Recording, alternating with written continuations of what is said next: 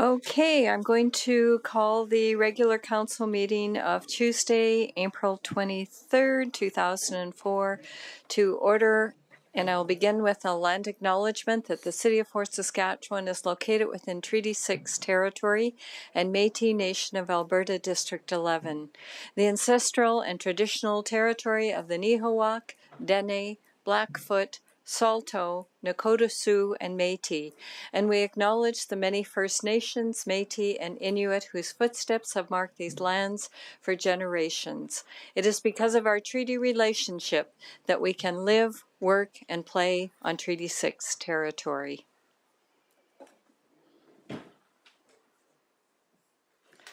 Okay, we have nothing on consent agenda, so I will go to motion for approval of the April 9th, 2024 regular council meeting. Council Nguyen.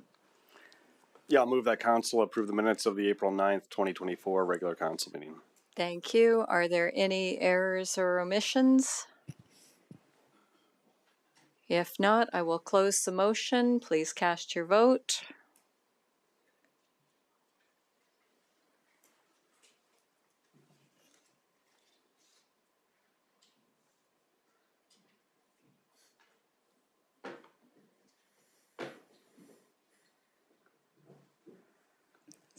Who are we looking for? We're just waiting for Councillor Abatoy.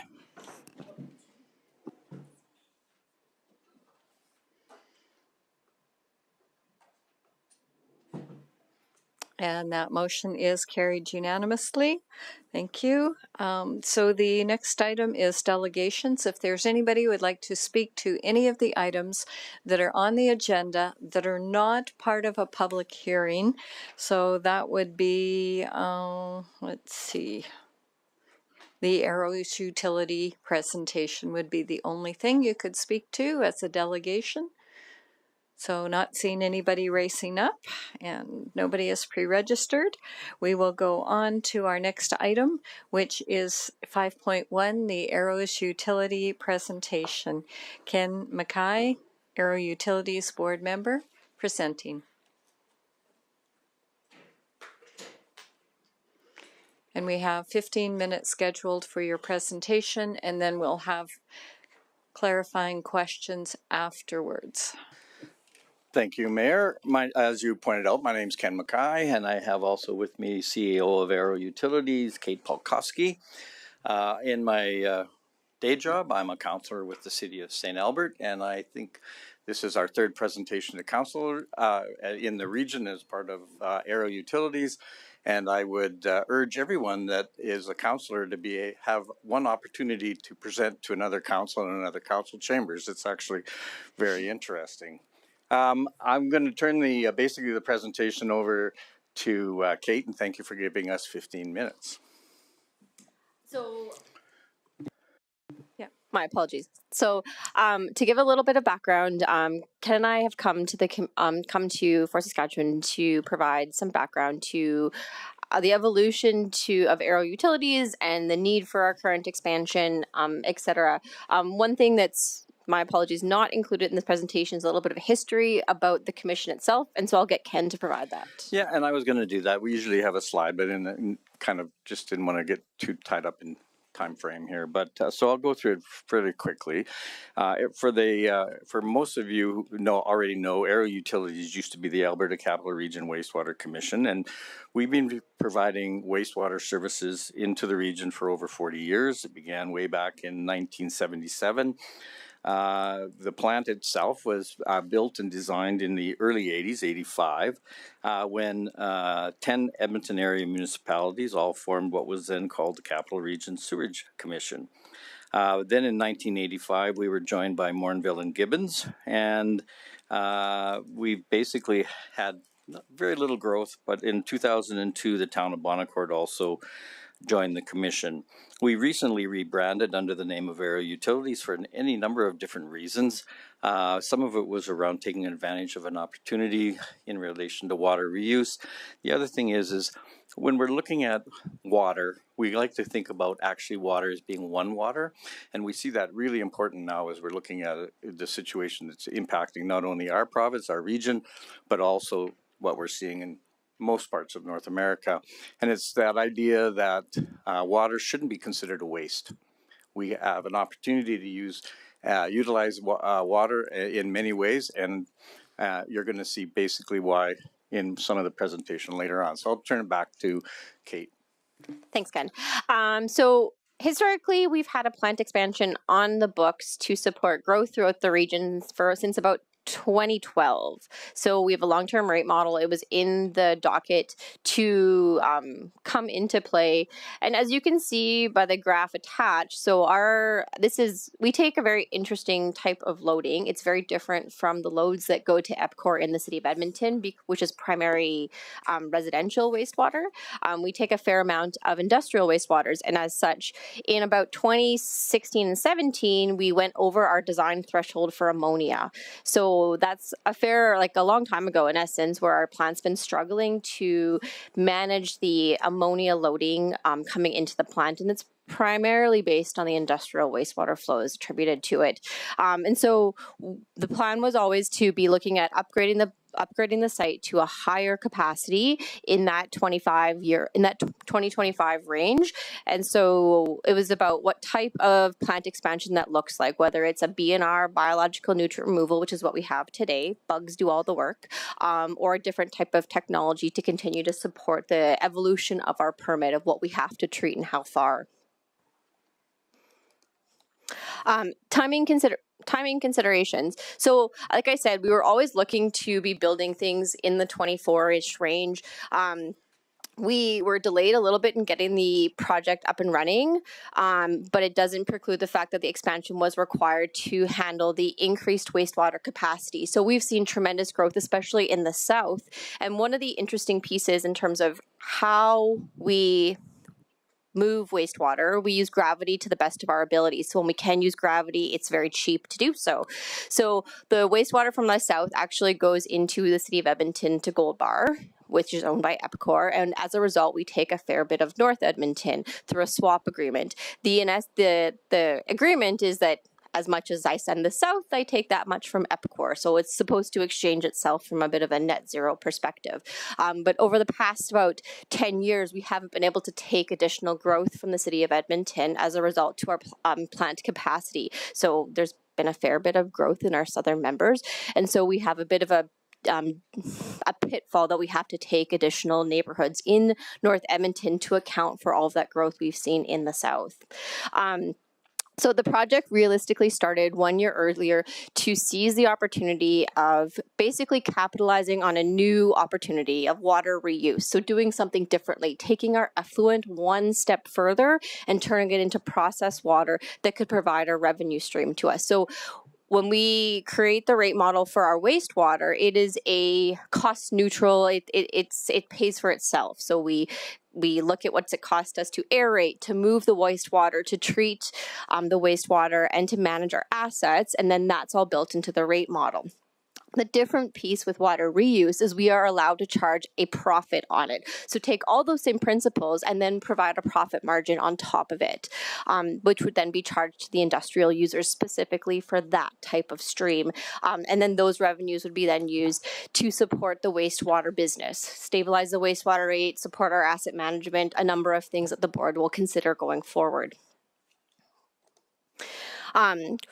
While preliminary conversations on this project started over 10 years ago, meetings with the TAC continued kind of over the time where they saw the long-term rate model. Now, one of the challenges of what was happening historically is we really didn't have a robust way of reevaluating our cost of capital. So we didn't really go back deep dive into the rate model to figure out what we had been projecting capital at and what we were kind of getting to the here and now, what it was going to be at.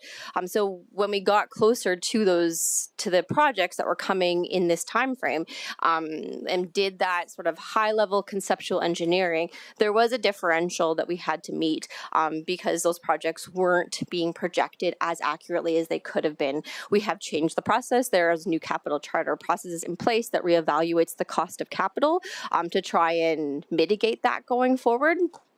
And additional to that, we've also set up a number of both external and internal committees to support that communications. So I've got a communications advisory committee as well as a financial advisory committee with all of the member municipalities to facilitate some of the work that was happening with the technical advisory committee.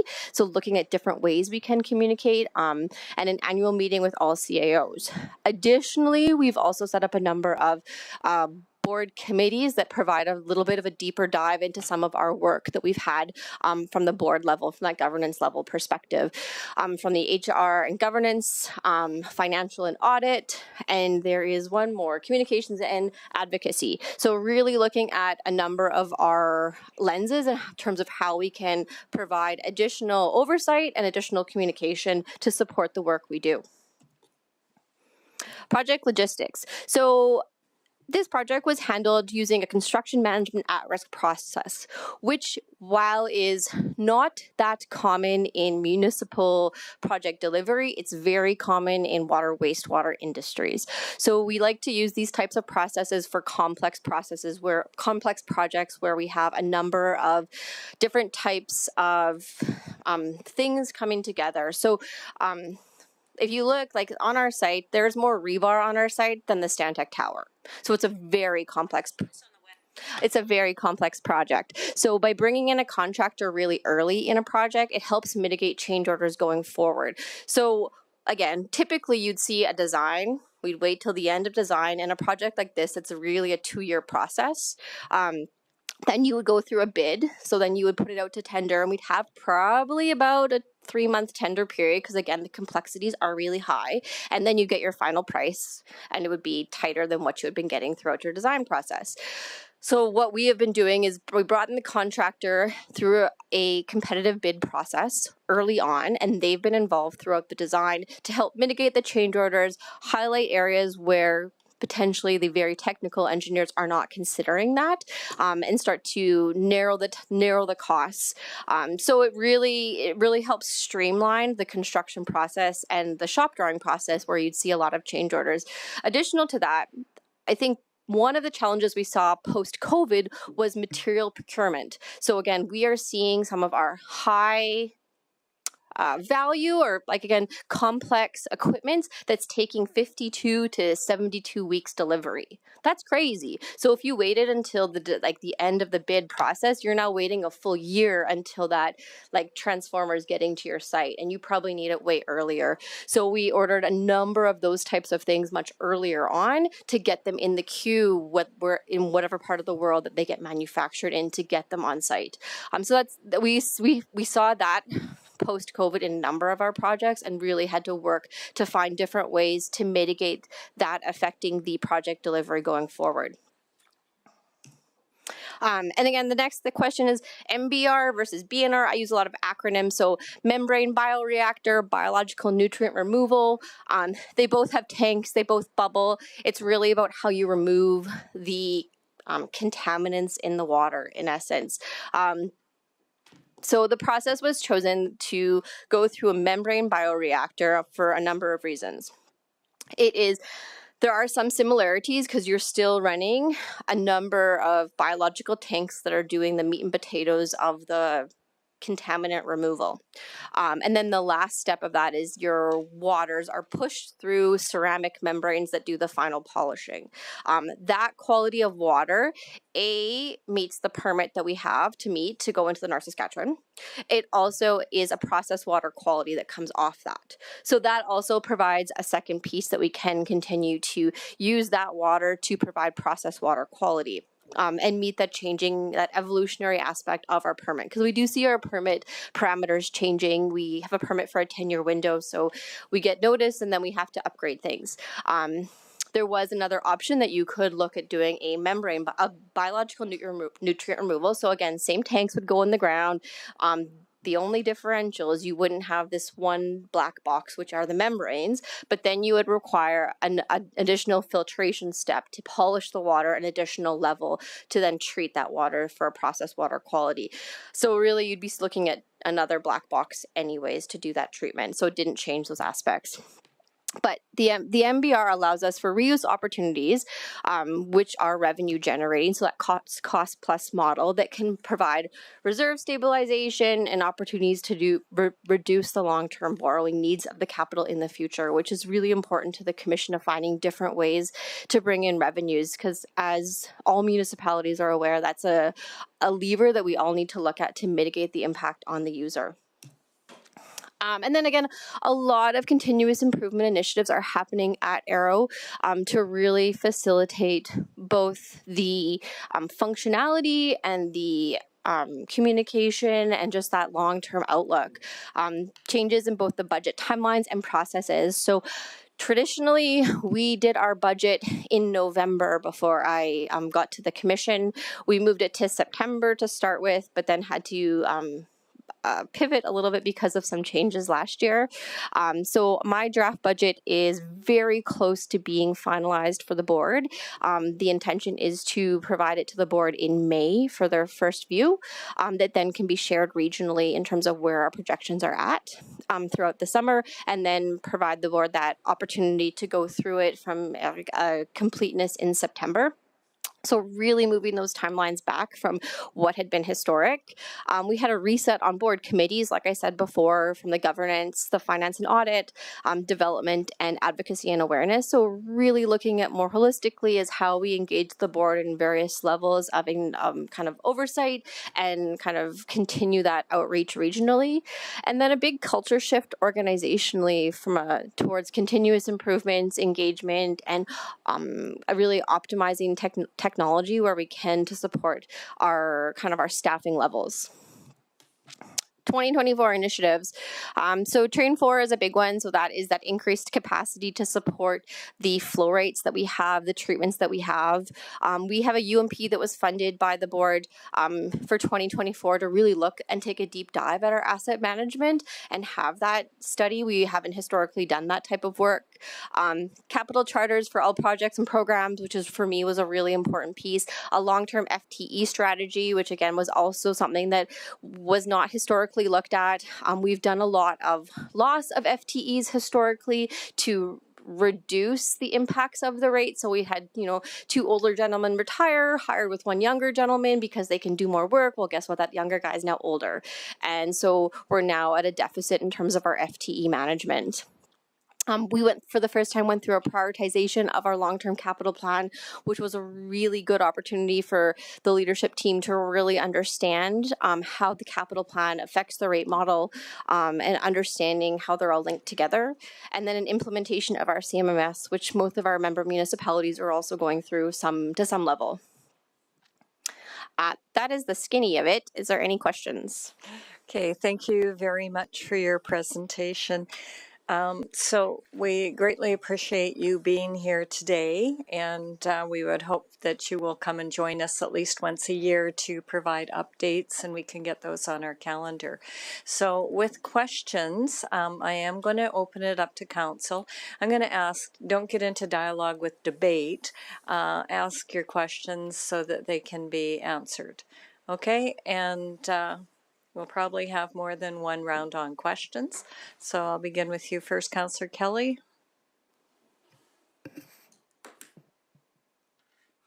Good afternoon, and nice to see both of you again. I'd like to step outside your presentation a little bit. You prepared, Kate, for the board a paper called Water Reuse, dated December 21, and it was given to the board. And in that presentation, you make the following comment, and this comment I think is a heck of a deal if in fact it had happened, but it didn't for I don't know why, and that's where I'm trying to go. So the statement in December 21 from you to the board. I won't read the whole paragraph. Air Products is willing to, and this is a quote, Air Products is willing to enter into an agreement to front the engineering and capital investment attributed to the water reuse infrastructure, brackets, both pipeline, pump station, and treatment train, as well as retain ownership and operation for a 5 to 7 year window. Subsequent to that point, and I've jumped ahead, the assets would transfer to the wastewater commission for a nominal fee. So I asked the commission for, because obviously that plan has changed remarkably, for the papers that were presented to the board or given to the board to help me understand how the board got to where it is. And I did get some responses back, and I thank you for that. Just let me find the page.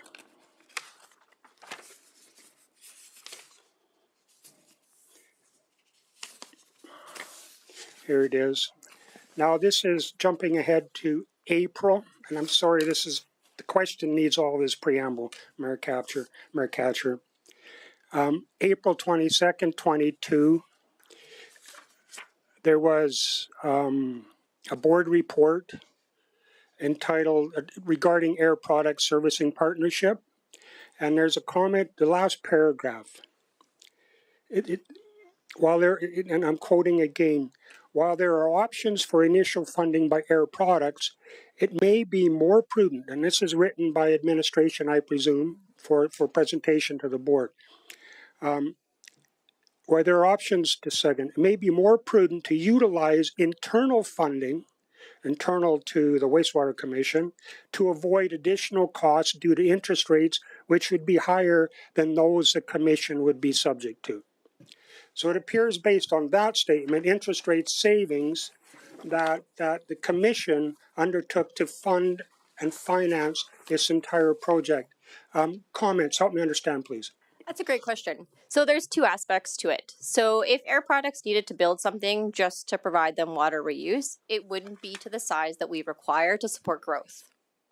So we still would be burdened with having to build a plant expansion to support regional wastewater treatment. That was one of the decision factors that fed into it for sure, because again, their needs are not the same as our needs from an influent perspective and an output perspective, because recognizing for what they take from us, they send us back about 80% of that. So they're increasing our flow rate nominally as well.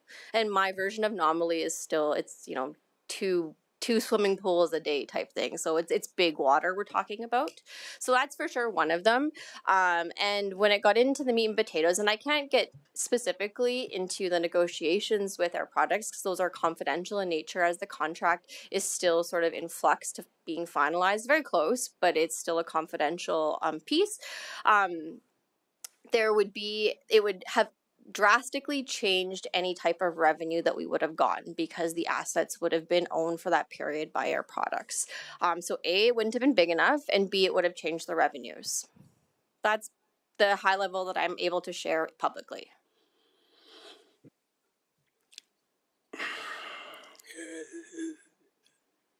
The revenues would have been different, but the debt obligation to the Commission would have obviously been different as well.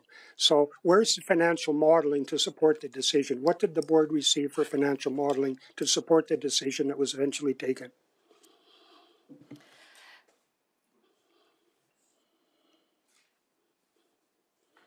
The decision that the board made to move down this way was primarily based on the influent requirements to treat wastewater, and the tangential impact, the tangential benefit of Air Products being a reuse customer was a bonus. The board was primarily focusing on that conversation of how we fund the wastewater treatment upgrade. And the cost of that was the same. It was, whether it was BNR or MBR, there was a very nominal delta between the two technologies. The choice the board made to go down the path to fund a large capital was about treating wastewater. The benefit of bringing Air Products into that was a long-term tangential component. And again, the revenue piece attributed to that is still confidential in nature. But I did ask for what the financial modeling was, and I don't think you addressed any of that, or any of your answer responded to that question. Mayor Catcher, I can leave it for now, and please come back to me. Okay, I'll go to Councillor Macon. Thank you. Thank you for being here today. I know it's tough when we ask you to come when we have concerns. It does seem like from the information that we were provided, that although you're saying that Train 4 needed to go ahead because of the needs of the region, it seems like the timeline was pushed up because of the potential revenue generation with Air Products. Is that fair? By 6 months.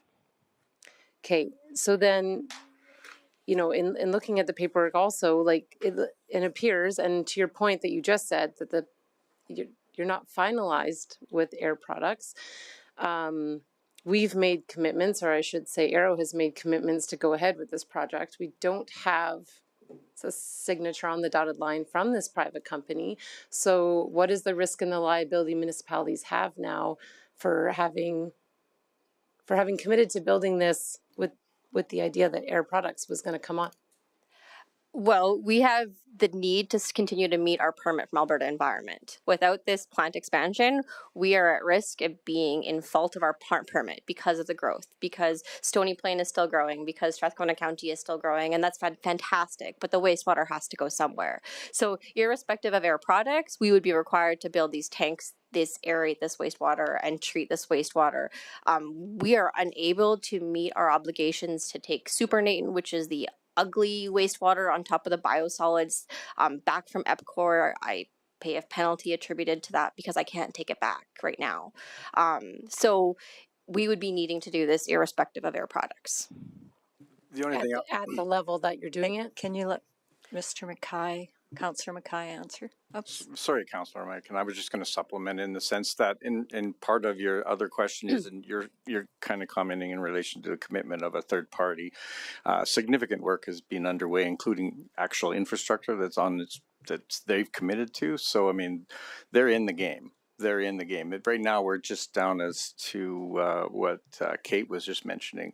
It's just we're in the final negotiation phase as to what the actual model will look like in relation to the revenue. We're going to be negotiating with that, with Arrow, or not with it, between Arrow and Air Products.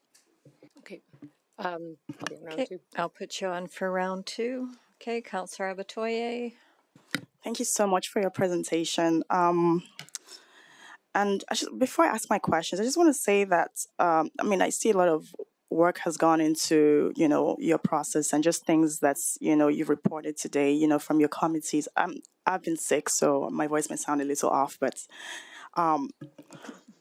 so I just want to say I appreciate that, right?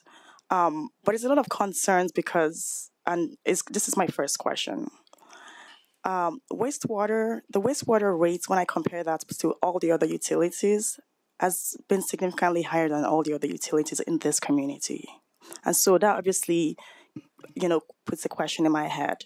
So my question is, when you were going to go ahead with this significant project, at what point did you start to communicate your intent with the end users who are going to be paying or who are going to be on the hook for the rates? So we endeavored to communicate as fast as possible. We can always do communication better. And one example is when the change in capital construction came in from our contractor, we got it, and within about 9 days, I had an update board meeting, like an emergency board meeting set, so that the board could become aware of that, as I think they were probably needing to be educated and communicated first before I went regionally, and then they got all the questions. So I think we tried to communicate as effectively as possible. The biggest challenge, in all honesty, and I don't mitigate the rate impacts at all, is this project was projected in the rate model as a $30 million project. I can't build anything for $30 million. And that was the big challenge that we had to manage, is we were never going to be at a $30 million project for this, whether it was BNR or MBR. So how much is it right now? $160 million. Exactly. Yep. That's huge. Not getting into debate That's with fine. them. I'll come on second round for my second question. That's huge, right? And so this is something that I feel there should have been. Okay, you're debating with them? Yeah. No, I'm gonna ask my question. There should have been some sort of engagement, right? For sure. But now I'm going to my second question. Since I didn't ask my second question, is that okay? Is that your second question? This is my second question. Is it regarding public engagement? Because I haven't asked my question yet. then ask your question. Okay. I'll take it as your All right. second question. Thank you. So my second question is, I know that you're still in the process of planning, right? Do you, based on the numbers that you're working out, do you have an estimated increase, percentage increase of what that's going to look like at the end of the project for the end users? And it can be just a rough estimate. That'll be something I'll be going over with the board in May at the strategic retreat. We're just pulling together all the numbers right now based on the revenues and based on the total cost of capital. I have made monumental changes on the financial side very recently, and so I'm having a third party go through all of those aspects. So in May, I'll be going through all of those pieces over a 2-day period with the board. Okay. I can communicate with you, though. I mean, not that, again, going over the communication, we recognize that's where we've really started to institute a lot of changes as the board. I mean, and the board has to take some fault in relation to some of the some responsibility. But we recognize that we've only engaged Kate as a CEO since late 2021, early 2022, and a lot of it, we were right into a full change model when we realized that some of the challenge, you got to remember when I was reading off, we started this commission back in the 80s. A lot of the infrastructure that's in there, we have over 138 kilometers of gravity and force main. A lot of it is original construction. And what we started to see was some significant breaks that led to some unexpected costs. We were basically whistling past the graveyard in relation to a lot of issues. And a lot of those come with some big environmental impacts and potential fines back onto the commission because we just can't put raw sewage into the North Saskatchewan River. So when the board was faced with not only replacing and maintaining or repairing a lot of our infrastructure, which again is old infrastructure and costs have gone up monumentally, as we know as councillors, we've seen the costs in just relation to asphalt, or we've seen the costs in cement, we've seen the costs as we've moved forward. So we were caught in that perfect storm, but at the same time we had to say, look, we need to move this up. But we moved it up by 6 months because of the growth that's in the community.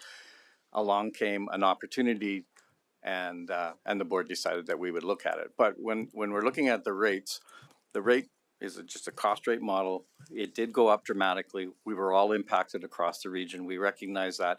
We're looking at communicating more with your CEO and getting your finance. We actually have asked your CEO to be more engaged one-on-one with Kate. We've actually asked your financial people to become more engaged with our new financial people. Like Kate's talked, we've had huge staff turnover within the commission. We're totally redid all of our processes administratively. We're going to have some better information that's going to actually feed that rate model a little bit better. And again, we're anticipating that there will be another revenue stream with this Air Products that's going to impact the rates. It's not going to lower the rates. We're not going to say it's going to lower the rates. It's going to stabilize the rates, though. Thank you. I'll put you on for round 2. I'm next on the speaking order. So the $50 million grant that you got from the provincial government, let's just get some comments from you regarding how you got it and why they approved it. And well, a lot of it, and I want to thank your advocacy in relation to that as well. We really worked hard in relation to trying to tell our story to different levels, looking at opportunities grant. One of the just like a municipality, we can only get our money through revenues, grants, or I'm losing the other one, rates, sorry. And so in the sense that I can't charge off-site levies for any of my new constructions. I don't have that availability within the MGA. So we started telling the story, and we tried telling the story to senior levels of government, and we've advocated strongly, and I got to give a lot of credit to Kate. She was in every minister's office, sometimes twice, and we engaged with the mid-city mayors, and we got a lot of regional cooperation from the mayors in support, and we were thankful that in this last budget, provincial budget, we actually got $50 million. Now the $50 million is spread over 10 million for 2024, and then another 10 million, and then the remainder of 30 million comes on. I'm not saying gift this is a great gift, but at the same time, a lot of our project will be completed. We're anticipating our project will be completed by 2025, and then we'll start to get the money. So we would love to see if we could front end some of that dollars, but we're very grateful for the 50 million. And I don't know if you have anything else, Kate. Okay, thank you. Councillor Blizzard, you're next. Hi, thanks for the presentation. I can imagine you're kind of feeling, I don't know if you call it picked on, because I think you've been called to a few different councils. I know we've tried to get you out a little for a while now. I think one of the concerns I'm going to go back to is Councillor Abatoye's mention about rates. So I didn't get the numbers today, but I know I looked before, and over the last 5 years, they've gone up like 60%. Questions were asked about that, and it seemed like I would say we were kind of ghosted, like, well, we're not saying. So is there a reason, or is that you couldn't answer those questions, that you weren't more, it felt like you weren't upfront with why things were jumping over 5 years? I know that's before you were there, but it still could be explained. You bet. So I can speak for sure to the last few years in terms of the increases, and they traditionally, the rate model has basically been a cash flow rate model. So really managing cash flow in terms of revenues needed to support capital output without really a long-term reserve management process. And so as capital costs were increasing, rates needed to be increased. We are relatively on par with EPCOR in terms of treatment requirements. So the big challenge is one break for me. So I had one break this spring, like on simple farmers' land, it's a $5 million fix. So with 1985 infrastructure that hasn't been traditionally invested to any substantial amount, that's all concrete, it becomes challenging for us to manage specifically. So really, the major aspect over the last few years is our asset management and failing infrastructure, and basically us just having to pivot every time there's a break. And then this project specifically that was not proactively planned for through reserve management processes. So that's a big, obviously, conversation that we're having at the board table over the next couple months. So again, the intention is to do better from the communications. That's why one of the reasons why I think there was a lot of support at the board level to do the finance and audit committee, so that there was a second level of smaller, close-knit folks really taking a deep dive in terms of the rate model and financial management of the commission, and then having that financial advisory committee with our regional members to have that more direct connection to the utility finance folks regionally. Okay, and one more question. In all this, you saw that money was tight and we're going to need more. Why would you go to the cost of rebranding, which is always a big expense? That's a great question. And it really was tied to advocacy. So we were known as 100 different things regionally. The Sewage Commission, the Alberta Capital Region Wastewater Commission, the ACRWC. We were known as more things than you can probably count on one hand. And when we got our advice, when we started doing the engagement, is we needed to be known as one thing that was a little bit more memorable than the ACRWC or a mouthful of the Alberta Capital Region Wastewater Commission. And so that's sort of what started the conversations with the rebranding, is we either needed to be something, ACRWC or Alberta Capital Region, or rebrand specifically, so that when we started sharing our stories to ministers and ADMs who have many things on their docket and they have that their doors are revolving, that we could be more memorable and they could remember us to then hopefully provide that grant dollars. So that 50 million helped by being Arrow Utilities. Absolutely. Okay. That was a big piece of it, 100%. Okay, thank you. I just want to add, Mayor Ketcher, if I could too, and the comment was that, you'd love this to come more often. And I got to admit, I'm the pinch point right now. As the chairperson of Arrow Utilities, and council and our councils across the region all meet on Tuesdays. And this is actually a date that's vacant in my calendar. So I apologize for that. That's my pinch point, but I mean, we are committed in that communication stream that we're going to do to be back in front of all the regional councils, either as requested or actually on your calendars. We'll find a calendar date where we can actually get here, and so that we just improve the communications even that one more step. Okay, thank you. Councillor Harris, questions? So in the past, the commission has not received grants to offset any of the capital cost for capital projects. Is that Very fair few. statement? Very, very few. Exactly. So up to this point in time, the rate charged for wastewater treatment to the member municipalities was then used to pay operating and capital costs going forward. And if something was debentured, and there have been debentures, those ultimately would pay those cost streams, correct? Absolutely. Okay, good. So at this point in time, the commission is not looking for approval of the municipalities to move forward. We're doing it in a fiduciary context to ultimately ensure that we're able to meet the operational requirements of treating sewage for 13 municipalities in the region, correct? That's correct. Good. Okay, thank you. Okay, we'll go on to round two. Councillor Kelly. Thank you. I don't think you're going to find anybody in the entire region, perhaps the entire country, that would argue that we shouldn't have proper waste treatment before reintroducing the water to the river. So we can take that as a given. The question is how to do that effectively and efficiently and meet the guidelines as set by, I think, the provincial government when it comes to that stuff. You had a chart up talking about the design ability for handling ammonia. I have in front of me the charts prepared and presented by yourself to your board looking at the 2023 tracking of the plant. And I'm going to make the statement, Kate, you tell me if I'm in the ballpark, okay? Overall influent, the plant was running at about 70% capacity for the entire year. You're probably accurate outside of wet weather times. There is the odd wet weather issue, but it's roughly 70%, okay? In terms of ammonia,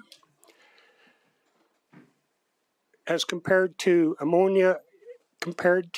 the target level, the level that you can reintroduce it to the river, where the plant typically runs at about 80% of that level. Is that correct?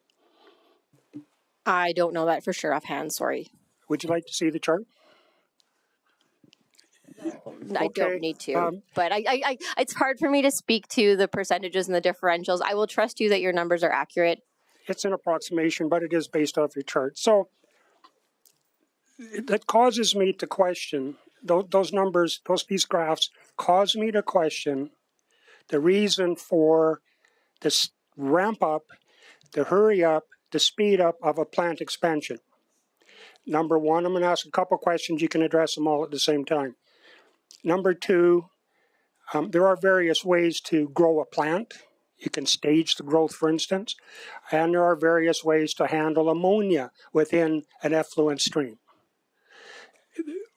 So why today, based on these numbers, and what options did the board consider? And maybe, Ken, you'd like to address this. What options for both phasing plant and handling the ammonia that is apparently a problem did the board consider to come to the conclusion that this was the best course of action?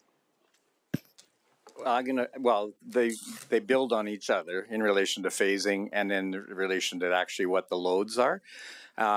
So I'll let Kate speak to the actual loads because that's an operational, and then I can maybe add to the phasing based on that. But our licensing is going to change significantly in relation to the province right now. We already had a exemption, and now we're anticipating, and it gets phased in over one time. It doesn't automatically get slammed with what the final year will be, but it will be changing very soon. But I'll talk in relation to after, if I have to fill in anything else after.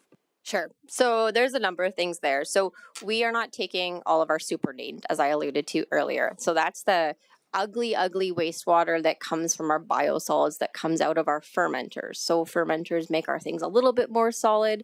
We then truck that pseudo solid stuff, which is 7% solid, not really solid, more liquid than solid. It goes and sits in lagoons through a joint partnership with EPCOR at the Waste Management Center, so not very far from us.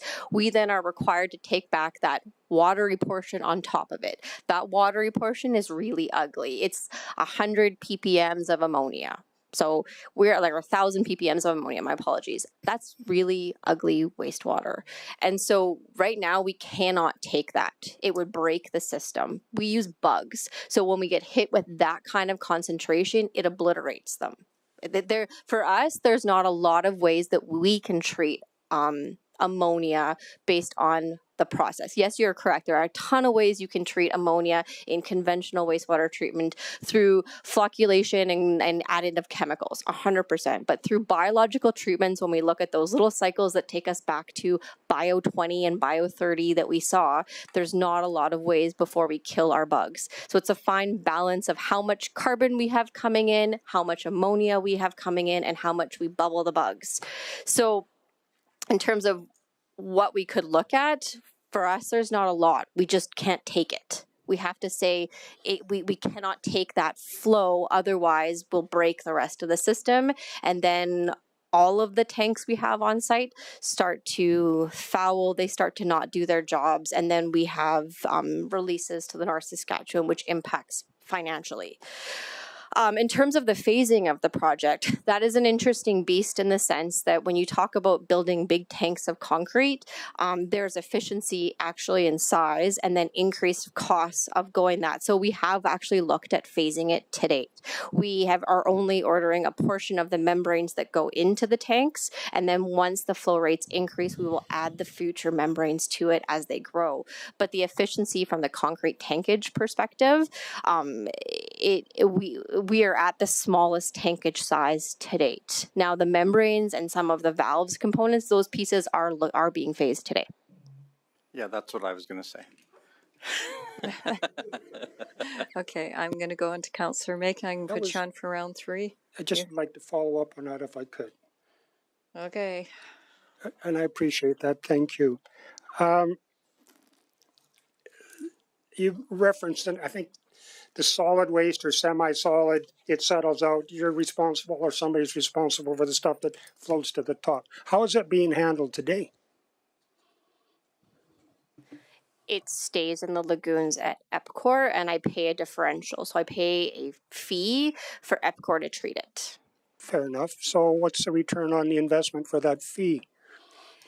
Well, EPCOR runs into the point where they can't take it. So right now EPCOR's at capacity, so they're unable to continue to take it. So we will get to the point where we can't empty those lagoons enough to continue to add to them. So I have a requirement to help empty them so that we can continue to dump our biosolids or have a different biosolids long-term plan.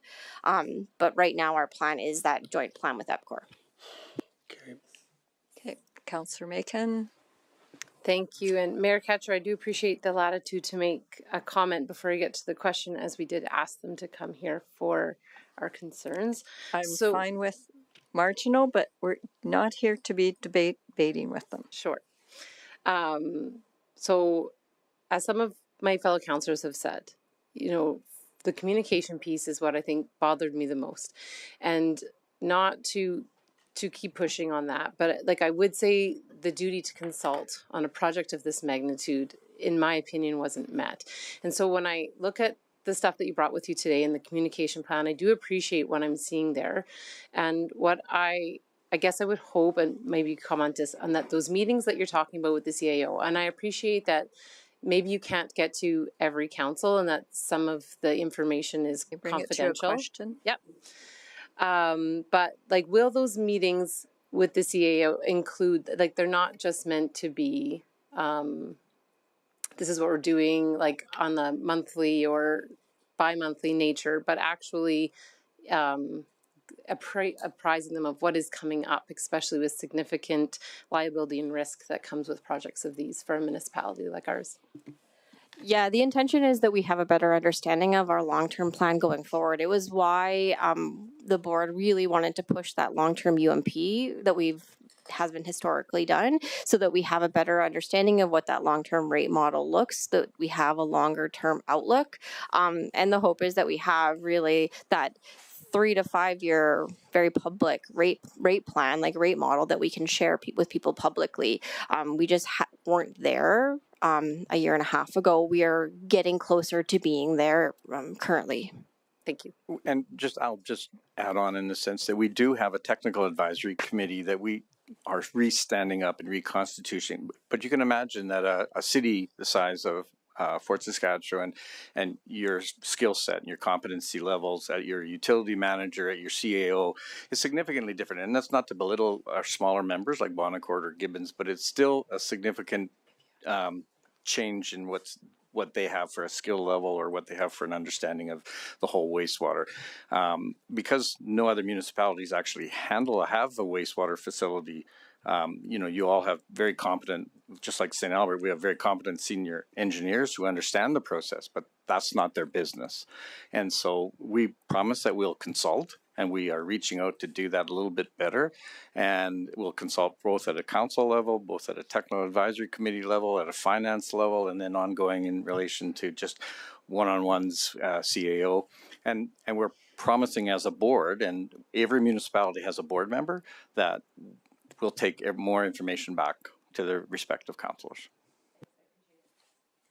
Okay, thank you. I'm next in speaking order. So I love when we use the word wastewater commission, and I like water and everything. So the question I have, so I flushed my toilet and I've got the brown stuff in the toilet. That's what goes to you, and then it gets separated there. So that's what you're talking about, the solids. And those solids, the poop, are being taken out of there and moved to a lagoon. I think for everybody here, we need a little more layman's. There's a little more from a councillor than the residents, but that's. So I like to. I've always been one to tell the tale of Tommy Turd, in essence, and so there's a whole process that the solids go through, and we get a lot of solids. So we get everything you can imagine coming in. And so the first thing that we do to your wastewater is put it through a big screen that basically pulls out the big things: blankets, garbage, big boulders that have fallen in because of infrastructure failing. So lots of stuff. We have dumpsters that get emptied on a regular basis that take out the really big things at the very beginning. Then it goes through what's called primary sedimentation, which again still takes those big chunkies that lets them settle. The water moves really slow, and we take that sludge from the bottom, and it truly is sludge, and that goes straight into a fermenter, which is zero oxygen worlds that bugs start to eat that there. Then the wastewater flows into our biological system, where it flows through a series of bubbling and less bubbling tanks, where we have different bacteria that start to eat the wastewater and start to produce a higher and higher quality of water on top. Again, as you can imagine, bugs eat, bugs die, and they sink to the bottom. And in essence, we take those dead bioaccumulated things from the bottom and put it in our fermenters. They continue to eat stuff over there with different bugs. And then there's 2 more steps. It goes through what's called a clarifier, which again is another settling process to take any more very small solid things, settle in. Then the last step before it hits North Saskatchewan today is it goes through a UV disinfection process. So at this point, the water looks really darn clear. Like, you could mistake it for potable water. It's that clear. Don't drink it. And it goes through the UV disinfection, which basically looks at bacteria, whether it's E. coli, cryptosporidium, like the really ugly bacteria that make you sick that actually is in wastewater. Their DNA is circular. It's not like our helix. So UV disinfection basically takes that circular DNA, breaks it, so it turns it into not a circle, and now they are basically dead. So it disinfects them, it makes them inactive. And so once it's been inactive, it then goes out to the North Saskatchewan, and it is, in essence, relatively clean water, cleaner than what's in the North Saskatchewan, generally speaking. But there is biosolids. There is biosalt. So then this whole fermenting process, it eats the bugs over there on a completely separate process. It is covered because there's gases and all these things. And we 24 hours a day, 7 days a week. We are trucking the bottom stuff, the sludge at the very bottom of it, which is really ugly. And it's only 7% solids, so it's not really a lot of, it doesn't look like solids from a layman's perspective in tankers, and it goes to these lagoons. So constantly out my window, I see tankers going by me with this a full tank of biosolids. And then it goes and sits in the lagoon for about 1 year, 365 days. And we work with EPCOR, and the solids from the bottom of it gets positively applied to land, whether it's on reclamation sites that need nutrient soils or through farmers. So farmers want this stuff because it's high nutrient, and they apply it to the farm fields as a form of fertilizer. But then the water portion at the top, it is ugly, it's full of nutrients, it comes back to me for treatment. Okay. It's a process. It's very visual and very lengthy.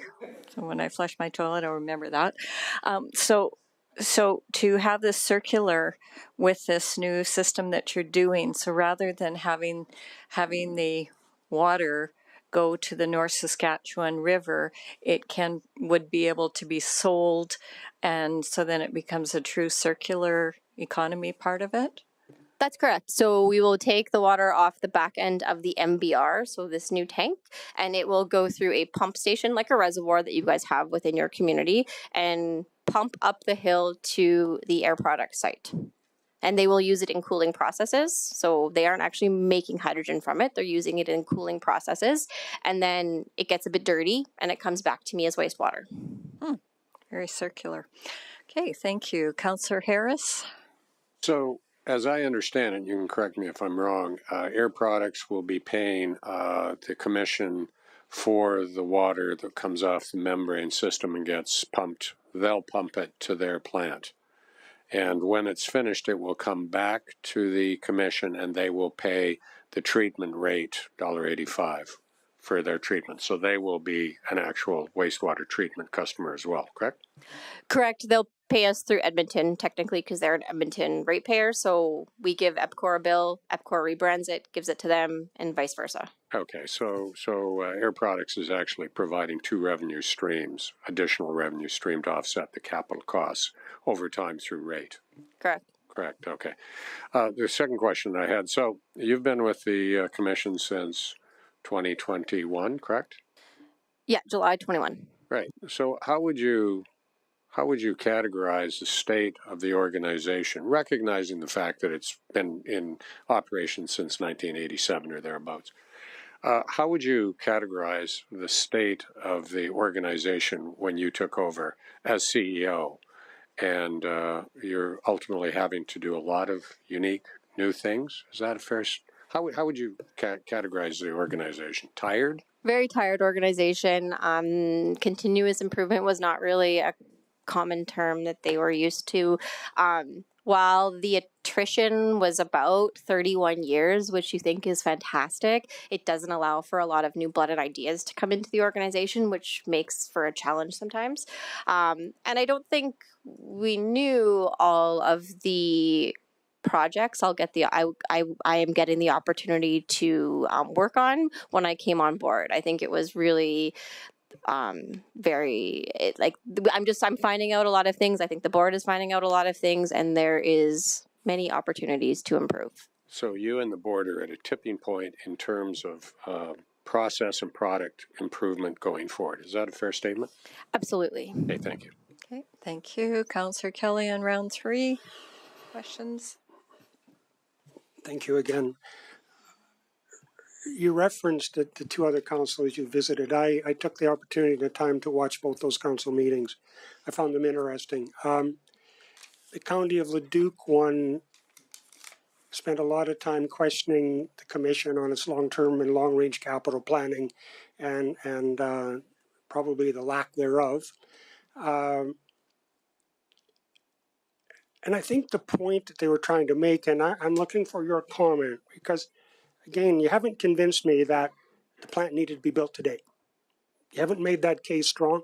I was on the board when you came, Kate, and in fact, I was on the board until the October of 21, and there was no reference in that year to a mandatory or a rush to do a plant expansion. And yet by December of 21, you were on it. So something happened very in short order, and I think it was Air Products. I'm not trying to debate. I want the answer. So anyway, I think it was Air Products, and that's back to Councillor Macon's point. So I'd like you to address that again. What happened in that 3-month period? I'd like to also give you an opportunity to address how the Commission could have planned for this expansion and stretched it out over several years before we started to allow the Commission to build the financial reserves to reduce the risk for the debt load that you're about to undertake. Some good questions. So I think the first thing is when I onboarded in July, I had the opportunity to sit side by side with my predecessor for 2 months, I believe, and then he was on contract until the end of that year. And one of the first meetings that I had with him, the first thing he said is, in the first year of your time, you're going to have to figure out what to do with the plant expansion. It's there, we're at capacity, you got to figure out what to do. And so it was always there. It was in the rate model as of 2012.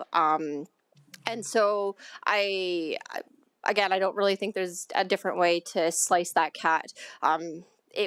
We were continuing to see growth and increased concentrations coming into the plant. The second question? Well, I'll just add on to that one. I mean, remember previous kind of responses to some of your questions around it. Even though we had been planning for it since 2012, it was always just this $20 million, $30 million line item. It didn't have it. The other thing in relation to the long range capital plan, and we recognized that was one of the things we were missing, and certainly it was actually brought to us by Leduc County councillor that is a representative on our commission in relation to the fact we don't have a long-term asset management plan. We didn't know. All we know is that we have, like I mentioned, we have a lot of underground pipes that have been in the ground, concrete that have been in the ground since 1985. We have, back in about 2018, we did have kind of a capital project plan that identified on our high risk areas, those areas of the pipe that are under the major roadways in around Highway 15, some of the overpasses, some of the railways, some of those things. I mean, it's a force main that actually pushes it to the plant under the river, so we're pretty confident that that's safe. But anyways, so I mean, those are some of the issues we were doing, but we still didn't have that long range capital plan that now we're starting to put in, because actually we didn't have basically a culture that identified that. I mean, now with some of our new staff, we actually are building capital project charters very similar to what we see in municipal government that identify what some of those needs are and how we can actually start to plan and stage them in relation to that. So that was certainly what was on Leduc County's questions and kind of concerns, but we've addressed it by moving forward this year with actually bringing forward a utility master plan and asset management plan.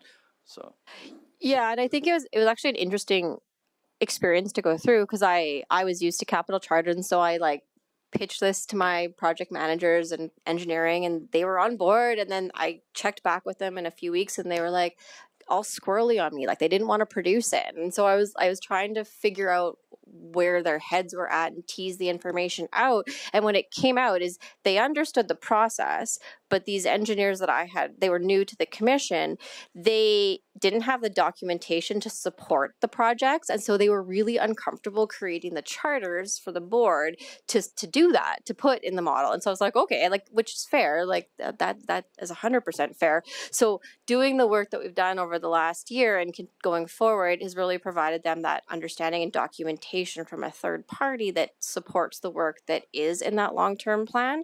So charters were a lot more comfortable for them to produce this year.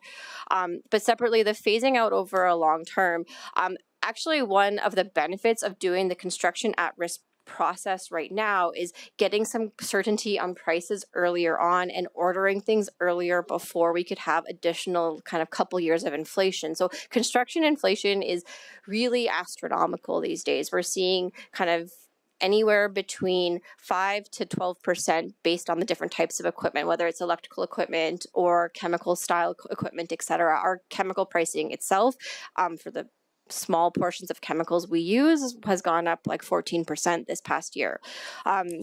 So by ordering things earlier and sort of reducing some of our construction timelines, we've actually mitigated future years of construction inflation on some of the work we are doing.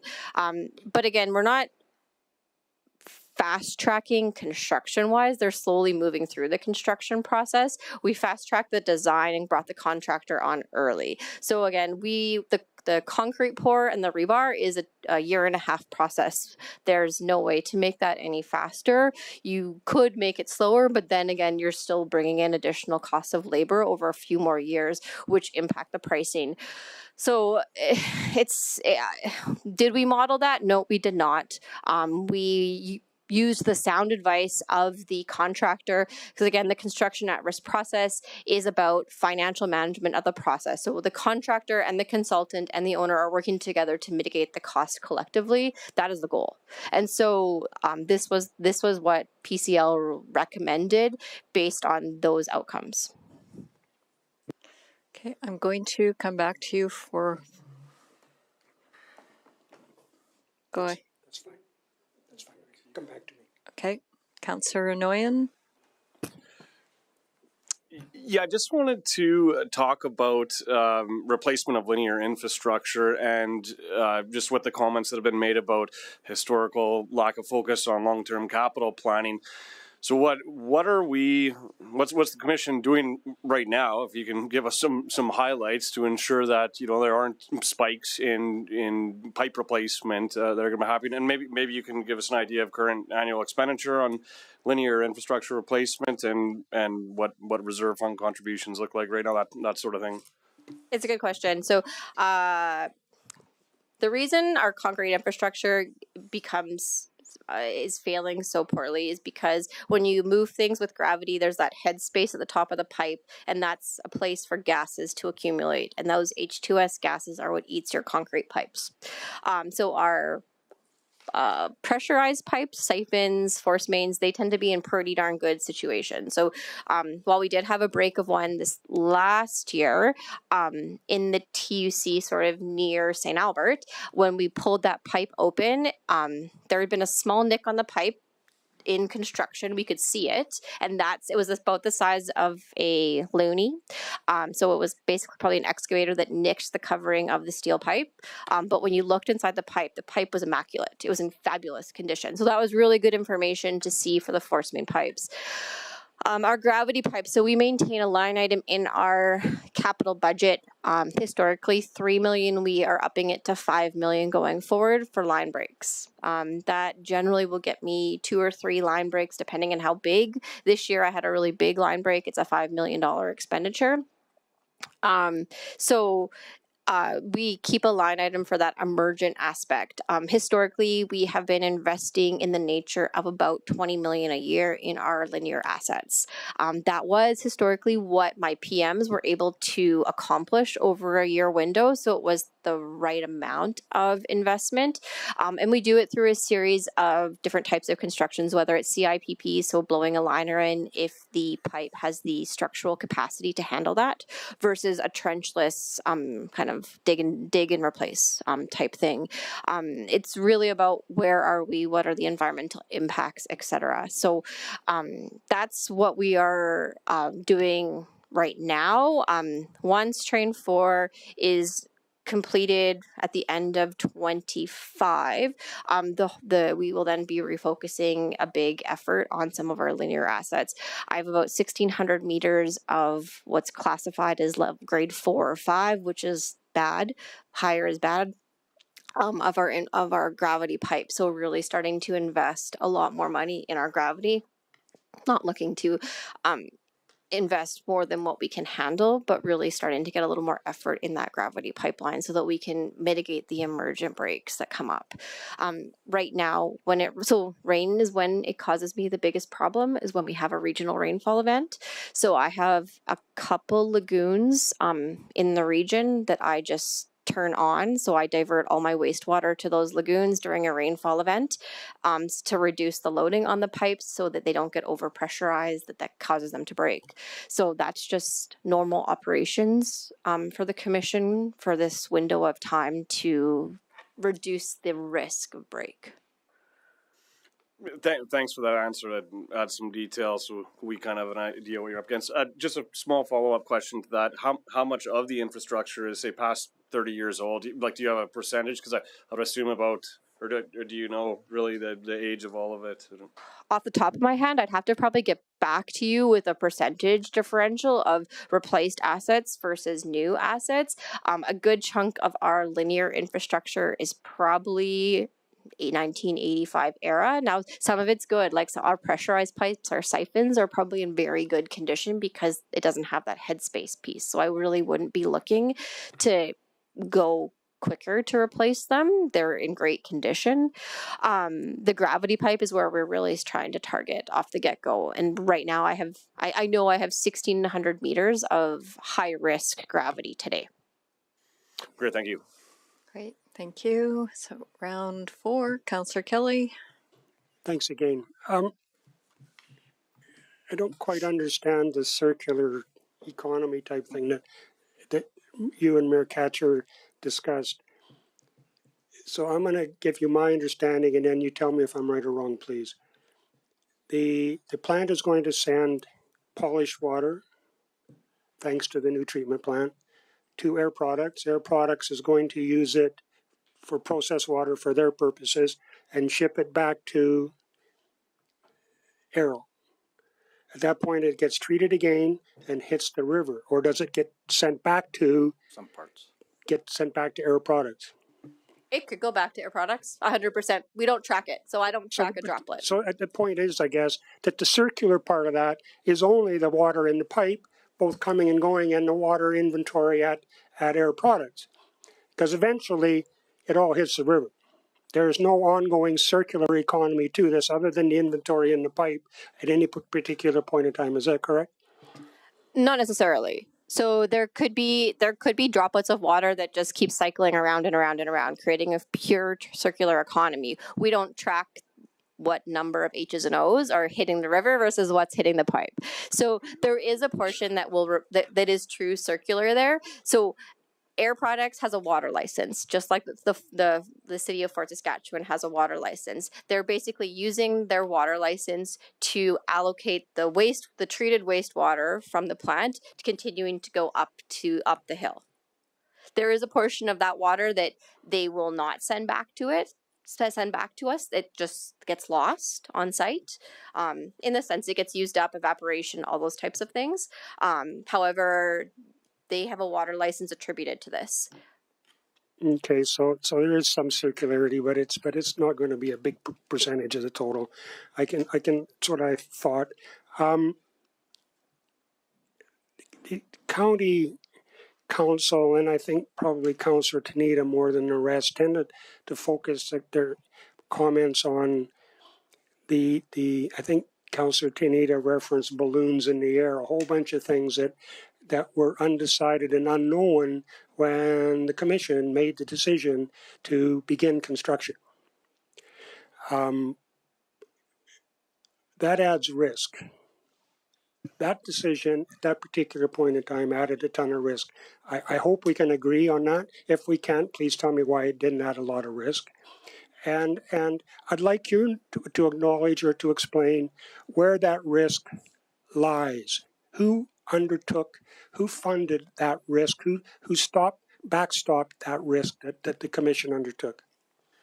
I'll start off, and if Kate can fill in, because certainly when we were presenting to Strathcona County, that was pre-announcement of the $50 million. So some of Councillor Tanita's concerns related to probably several of those balloons that you referred to were up in the air because of the lack of potential funding from the provincial government, because we had built the $50 million into actually our budget. And so there was some concern in relation to that. I mean, the other part in relation to the actual construction, we've talked about it and Kate's presented in relation to the construction at risk and the reasons as to why we went that way. As to whether or not we're backstopping the risk, well, I mean, obviously it's going to fall back to the municipalities in relation to the actual rate. If we weren't going to get the $50 million from the provincial government, there would have been significant ramifications because as we've presented already, I only get my dollars from rate users and from grants and debentures. That's it. I don't have another source of income, just like municipalities. I don't, except for, I mean, if you had your own wastewater treatment plant right now and you had somebody like the Dow Chemical Company coming online right now, you'd be working in negotiations as to determining what level of capital that they might be responsible for in relation to the rest of your community. I don't have that ability. Don't have that ability as a member of a commission other than dealing with it on the wholesale in relation to load. I can charge load rates to our commercial users, and we do that. And matter of fact, we've increased some of those rates this year. But I mean, that's where I'm at. So I mean, you're right, Councillor Kelly. There would be the risks if we weren't going to be able to get some financial backing from the province. Would have fallen back to the municipalities. And I think the point, though, Ken, with respect, is that the decision was made before you had the grant money, and that's the risk I'm talking about. I can't speak in hindsight. I mean, we as a board, as a commission, we made the decision with the information that we had. Come back to me, please. Okay, go to Councillor Harris. So along those lines, so ultimately the 13 municipalities need to treat wastewater on a daily basis and an ongoing basis. I think we all agree to that. And the commission is required to have an asset management plan for growth. And we have to meet growth projections with our agreement with Edmonton, correct? Correct. So ultimately speaking, the board's in the situation where we had to spend the money to expand the plant, which is $160 million net of the $50 million coming in, was lower that, but that gets paid through rate. There was no if, and buts about it, correct? Correct.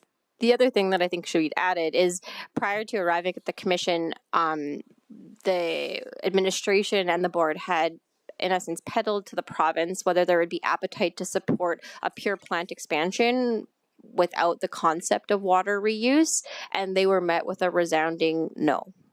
So if we didn't have this opportunity, we didn't have the story to work with the government to get the 50 million. It wouldn't have been on the table. Is it fair to say along those lines, Kate, that ultimately the reason the board got the grant was because we are helping the province achieve at least one of their environmental objectives going forward? Is that fair? Without supporting hydrogen, we wouldn't have gotten this grant. And before that period of time, the province had really provided no capital grants to the commission, water or wastewater, in the province that I'm aware of. Is that fair? Nominal levels, nothing substantial that would support rate. Okay, so that rebranding ultimately helped us to attain that outcome. Good, thank you. The only thing I can add on is that we are aware of other communities that are actively searching for assistance in relation to their own wastewater treatment facilities, and right now they're reaching out to the province and weren't successful this year. Okay, thank you. So round 5, Councillor Kelly.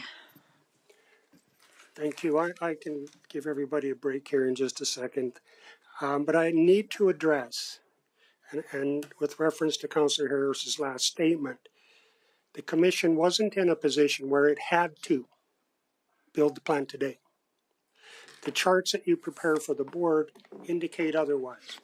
I'll have to disagree with you. For all the other information that we've already presented here today, the commission felt that we needed to go for not just the opportunity of Air Products, but also, as has been explained numerous times in response to questions in relation to the growth that's happening in the region, not only in the south. And remember, we pick up, even though we have an agreement with EPCOR, we go all the way down to the international airport. We take all of Leduc County, we take all of Beaumont, we take all of Leduc, and in a swap agreement that we have with EPCOR. We already know that Train 4 will be substantially utilized when it comes on stream. That's from growth. The growth in the region, that's the growth that has been explained to the commission. That's the reason that we went. That's why this plant expansion sat on our books since 2012. That was why when our previous CEO met and sat down with Kate, that was the first risk level that he identified. I mean, it's been brought forward many, many times. Yes, we were fortunate. We're very fortunate that we have Air Products and that we have this potential revenue stream. A plant expansion in any other part of this country that doesn't have the ability to actually look at other revenue streams. I don't know. What's the planned expansion in Burnaby right now? They're in the $300, $400 million range. I mean, the costs in relation to wastewater and other utilities is astronomical. This is being forecasting. We knew we didn't have all the information we had. And once we did have, we realized that we had to move forward. But we only, like Kate's already explained, we only are moving forward about 6 months. The actual way we've done the construction, I agree. It was a construction at risk where we actually started with the design. But the actual build wouldn't happen no matter what, whether we were talking about this 6 months from now or 2 months from now. We needed to have the plant expansion. Otherwise, we were at serious risk of some major catastrophic not only failures in relation to that, but also environmental risks. If we had a major stormwater event, as been just touched on, we would have really been in trouble. We had to, this last summer when we had our breaks in the St. Albert area, we had to fill the lagoons that were basically taken offline. And Parkland County, the entire town of Spruce Grove, you should have seen the complaints that we got in relation to the actual thing. We're not in the lagoon business anymore. That's the reason why most of our municipalities actually got out of wastewater treatment management, was to move away into proper technology. That's what was recognized by the province. So I can't reiterate enough to you, Councillor Kelly. This was needed at the time. Whether it happened now or 6 months from now, this was needed. I'll resist on Mayor Katcher's instructions, the debate, but I would encourage you to put that on paper, and if it is on paper, circulate it so that I can understand it. Okay? I haven't got it, and I asked for it. If I might, I just would like to close with one more question. There's been considerable emphasis placed on the Air Products contract. And I think this council understands that, and you're certainly hinting it in many, many ways. I don't understand why 2 years after you started construction, that contract isn't signed, but I don't expect you to answer that. What I would like you to answer is, Kate, do you know what the revenue stream is going to be from Air Products when this contract is signed? Has that been, are you aware of the number? You don't need to tell it. I'm asking you. Are you aware of the number? I have a rough scale of the number, but not the actual specific number. And that's only because we're having a third party complete the revenue model for that specifically right now. I expect those numbers to be provided to the board in May. May I continue? I'm not done. I thought I would, but I wasn't. Sorry, the answer was... So... How was Palm Springs, by the way? Wasn't long enough, Ken. I should still be there, obviously. Thank you for the question. It's my understanding that essentially there's going to be a utility rate model applied to the Air Products stream. Is that correct? Yes.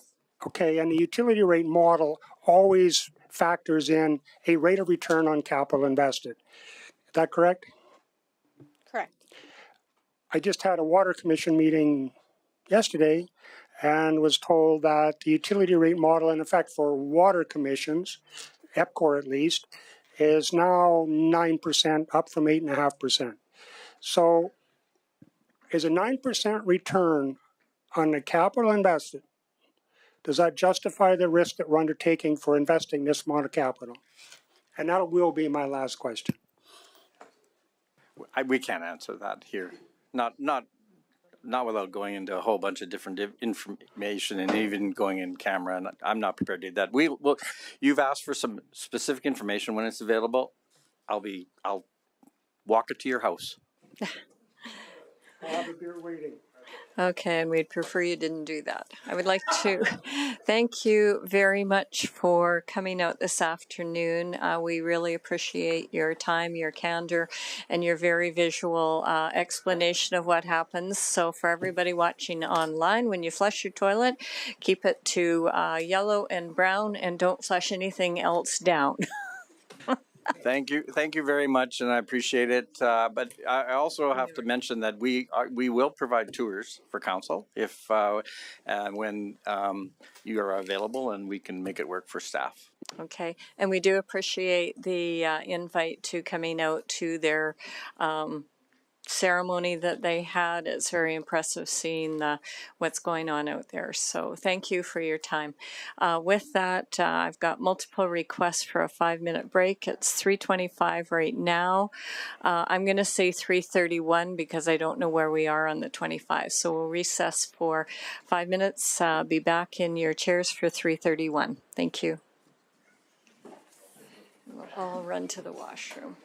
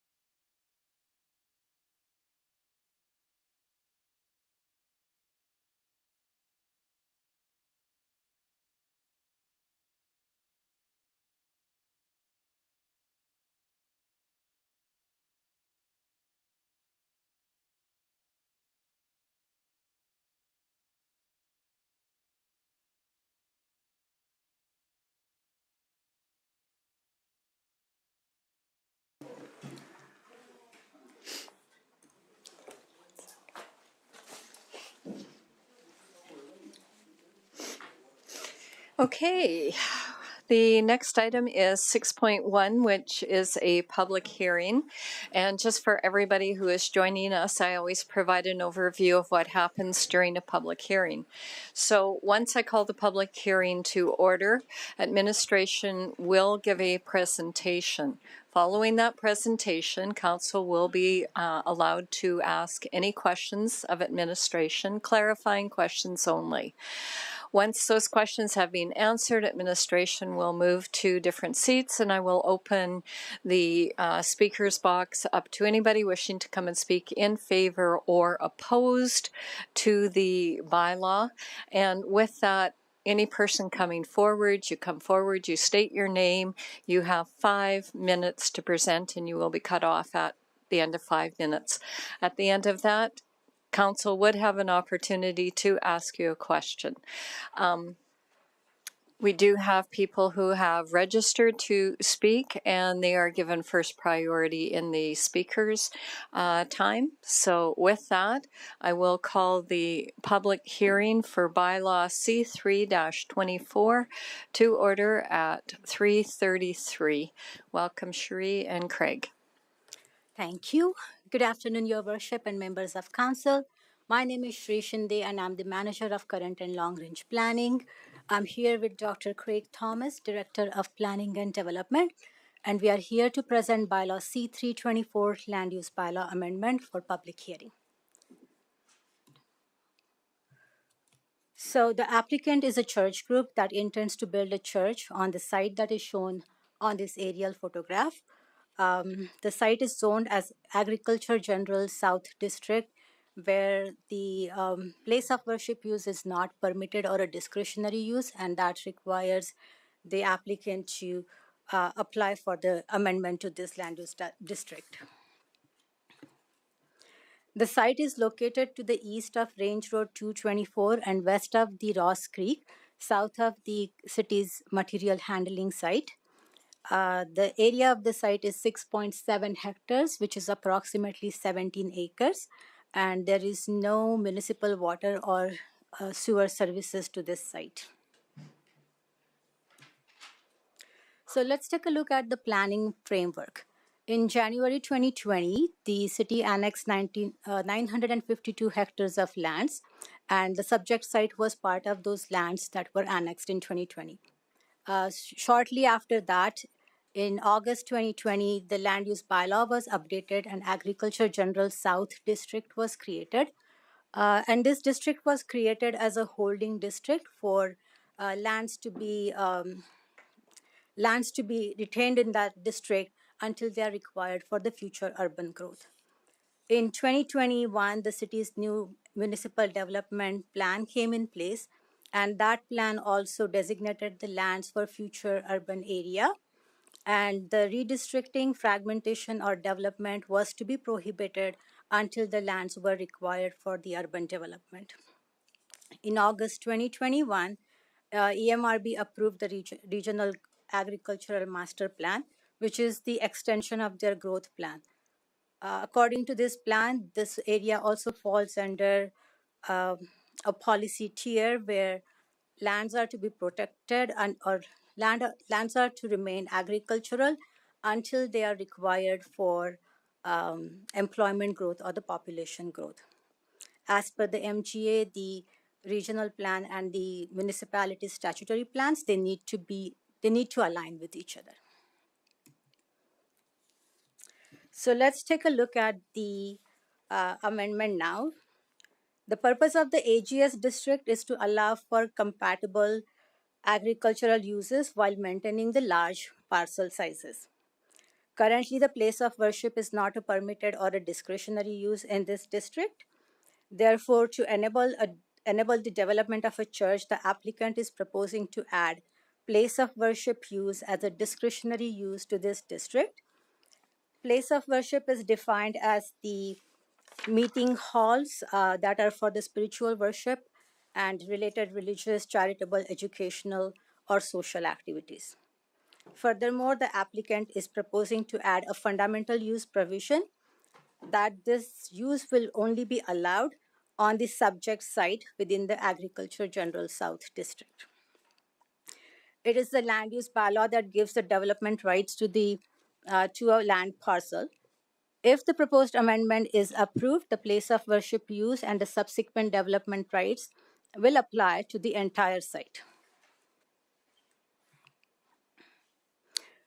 So the AGS district, as mentioned earlier, is a holding district that maintains the agricultural use and large parcel sizes until the lands are required for the urban growth. Similarly, the MDP's future urban areas designation is also to ensure the lands within the annexed area will remain contiguous and unfragmented so that effective land use development and efficient extension of infrastructure services can be achieved in this area. Comprehensive planning has not been undertaken for this area, so ASPs and NSPs do not exist for this area. ASP generally gives direction to the land use pattern, the transportation network, and the servicing strategy for the area. Allowing development without comprehensive plan could negatively impact the future developability of the surrounding lands and increase the cost of infrastructure. And once the footprints are developed, they rarely change, and the future planning has to work around what will be built today. At the first reading, Council had asked a couple of questions. One was regarding the subdivision of the parcel to allow for the development of a church. Administration took a look at it, and subdivision of the parcel and then applying a land use district that allows for church development will restrict the development rights to the subdivided area. However, it does not address the concerns that we just talked about regarding not having the comprehensive planning in place. And also the MDP and the growth plan does not support the fragmentation and redistricting of the lands in this area. Council also asked about the details of the development on this site. Administration did not have a lot of details about the future plans for this site. However, I believe the applicant will be sharing those details shortly when they come here to speak to their application. So administration is not supportive of this amendment as it does not align with the MDP policies and the regional growth plan. Unserviced rural development will inhibit responsible and efficient provision of infrastructure services for the future urban development. It prematurely takes agricultural lands out of production. As mentioned earlier, as the area structure plan is not undertaken for these lands and offsite levies are not calculated, therefore development will not contribute its fair share towards the development of local and offsite infrastructure for the area. Following the first reading, the public hearing was advertised for 2 consecutive weeks in the Fort Saskatchewan The Record. Adjacent landowners were notified, and notice of public hearing was posted on the city's website and the social media accounts. We did not receive any feedback. Administration recommends that Council maintains the land use bylaw by defeating the motion to amend land use bylaw C-2320. And with that, we'll be happy to take any questions.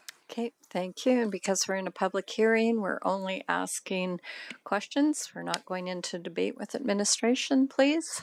Go ahead, Councillor Harris.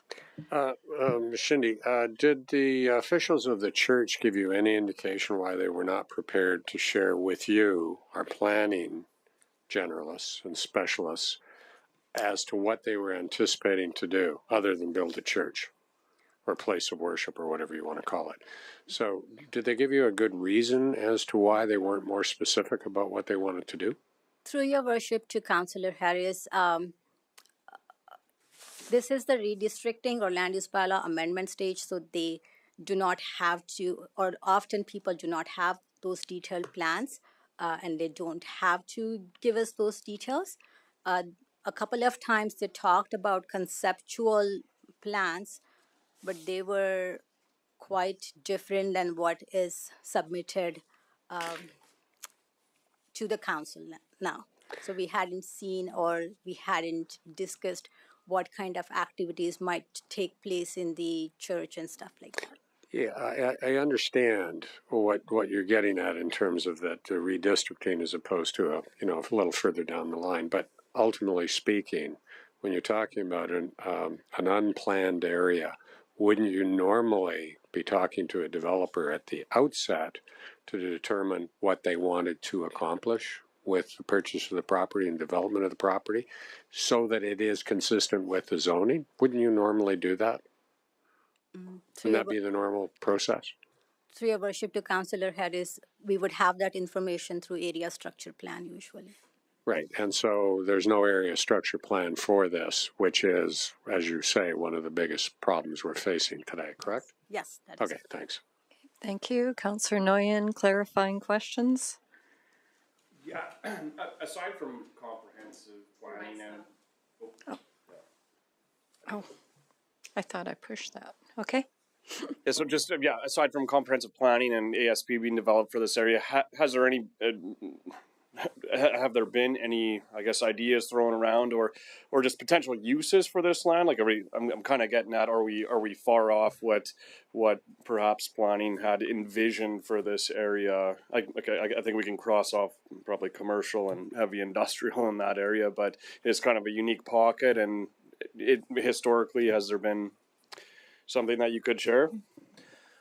Through you, Worship, to Councillor Nguyen, the answer is really no. At this point, after we annex the lands, we've identified these lands as future urban area.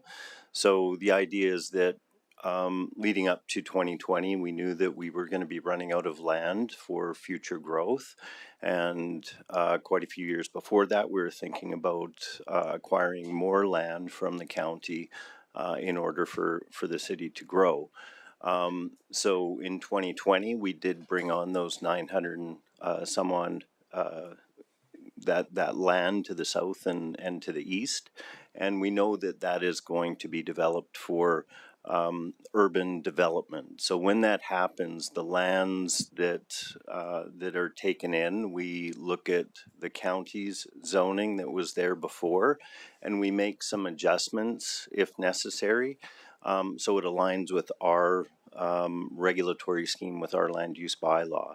And essentially what we want to do, because we know that is going to be future development at some point in time, is we want to keep those lands as a holding pattern, or to more or less keep it consistent with agricultural uses. So right now, the county's bylaw essentially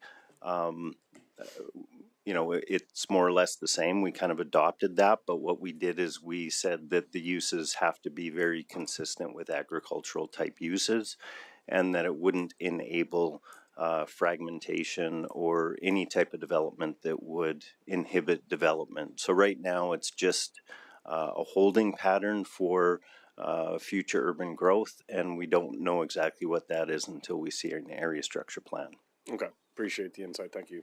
Okay, I'm next on the speaking order. So the question that I have with the annexed area that the city brought on, every piece of that new annexed area, regardless who the developer is as you go from the east to the west, requires an ASP, MDP amendments, ASP amendments before you would recommend anything?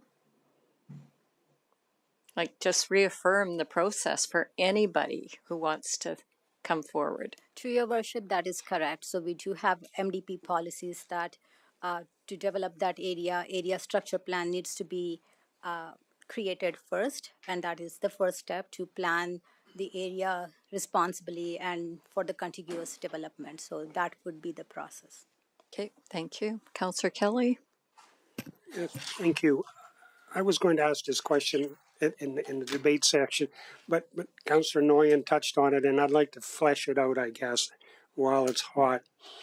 When I look at the satellite picture of that particular area, I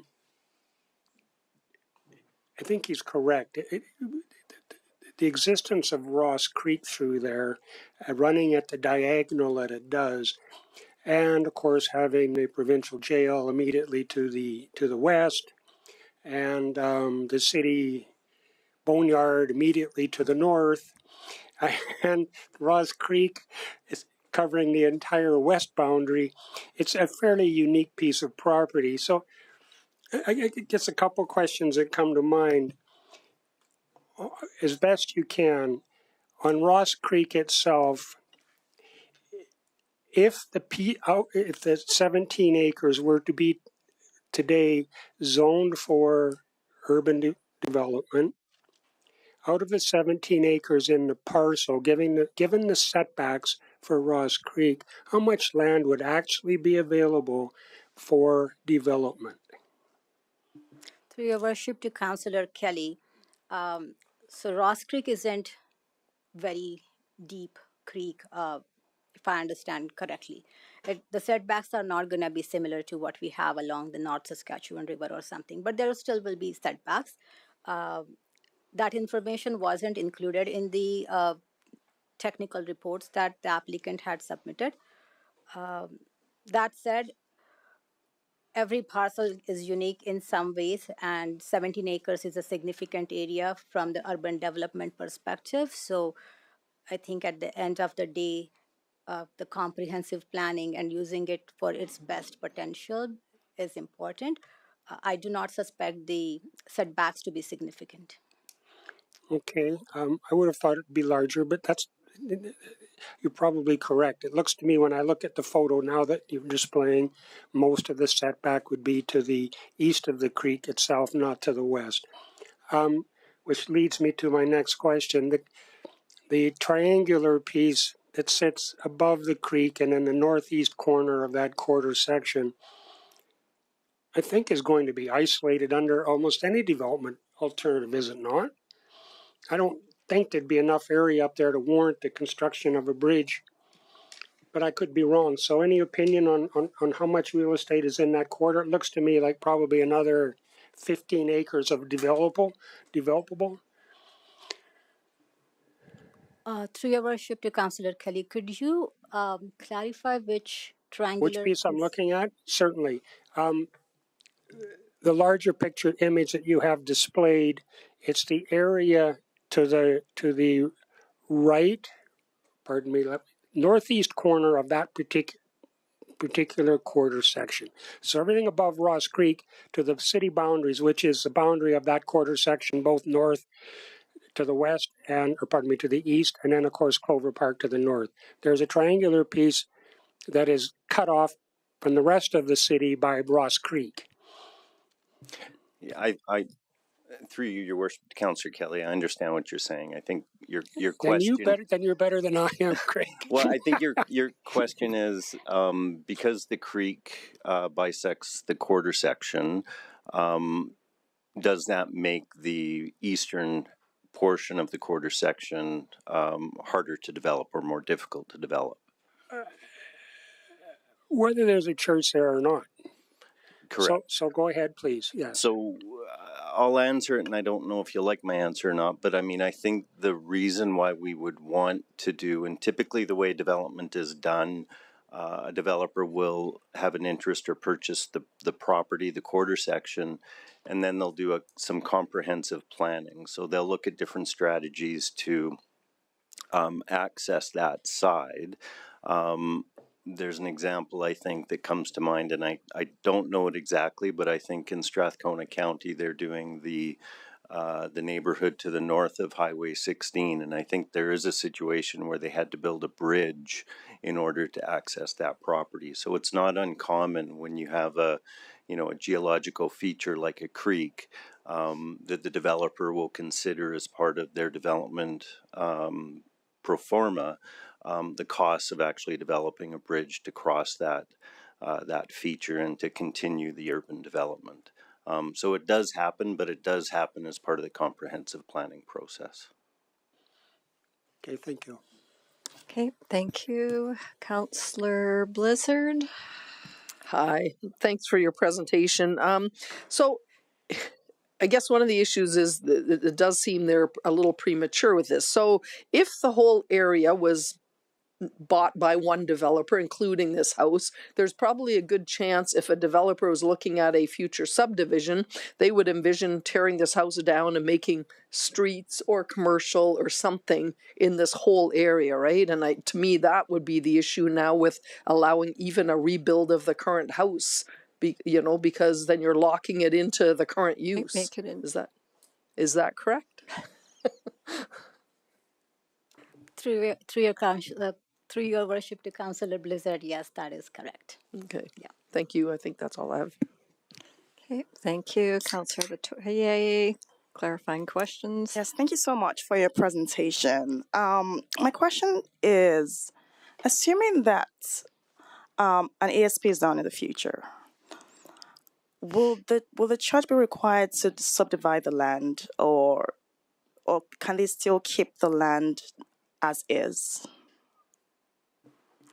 Through your worship to Councillor Abatoy,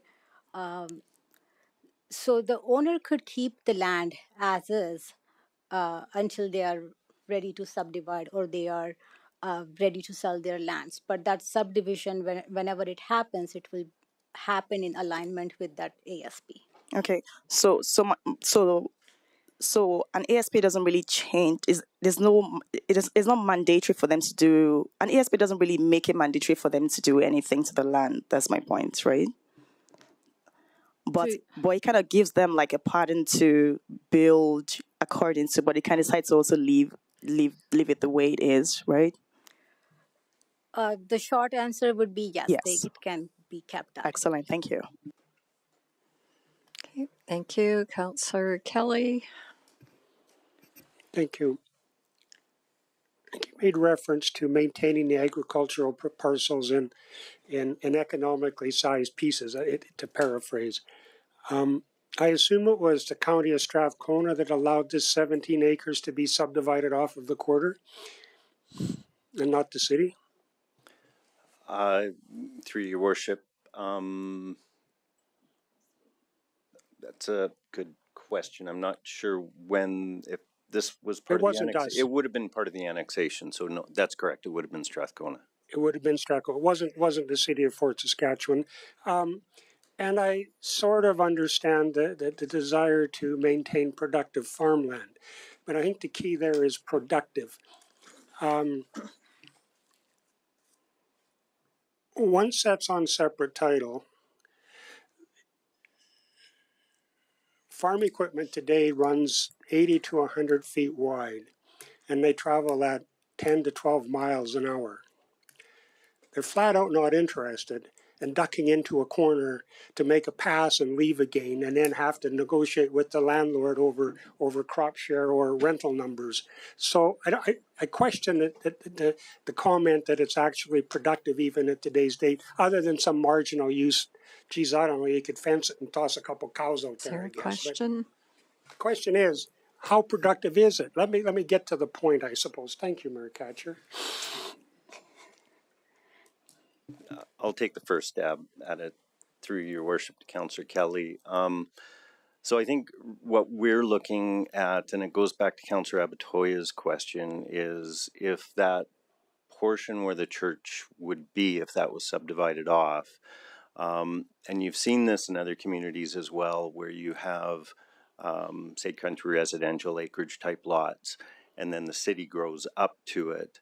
And then you've got this little enclave where, you've got these unserviced lots, and it creates this anomaly in the neighborhood. So the reason why we want to keep the parcels as large as possible, I guess, is twofold. And the Agricultural South District serves two purposes. One is to maintain, and this is generally for all the lands that are zoned AGS, but it's to maintain the lands as agricultural production. And then the second function is to ensure that whatever development does happen does not inhibit or otherwise interfere with contiguous and planned urban growth in the future. So if you have, a fairly subdivision, that could stay like that for a very long time. So it doesn't maximize the development potential of those lands. So not only are you potentially taking that land out of production, but you're also not enabling it to develop in the most efficient manner. So that's really the lens that we're looking at it through. And if I may, Mayor Katcher, one last question. So even with an area structure plan in place, that you folks would be looking at a development plan for the area, this quarter section, for instance. And if that development in the annexed land starts closer to Highway 21, it could be, pick a number, 10 or 15 years before the development swings around to this side of Fort Saskatchewan.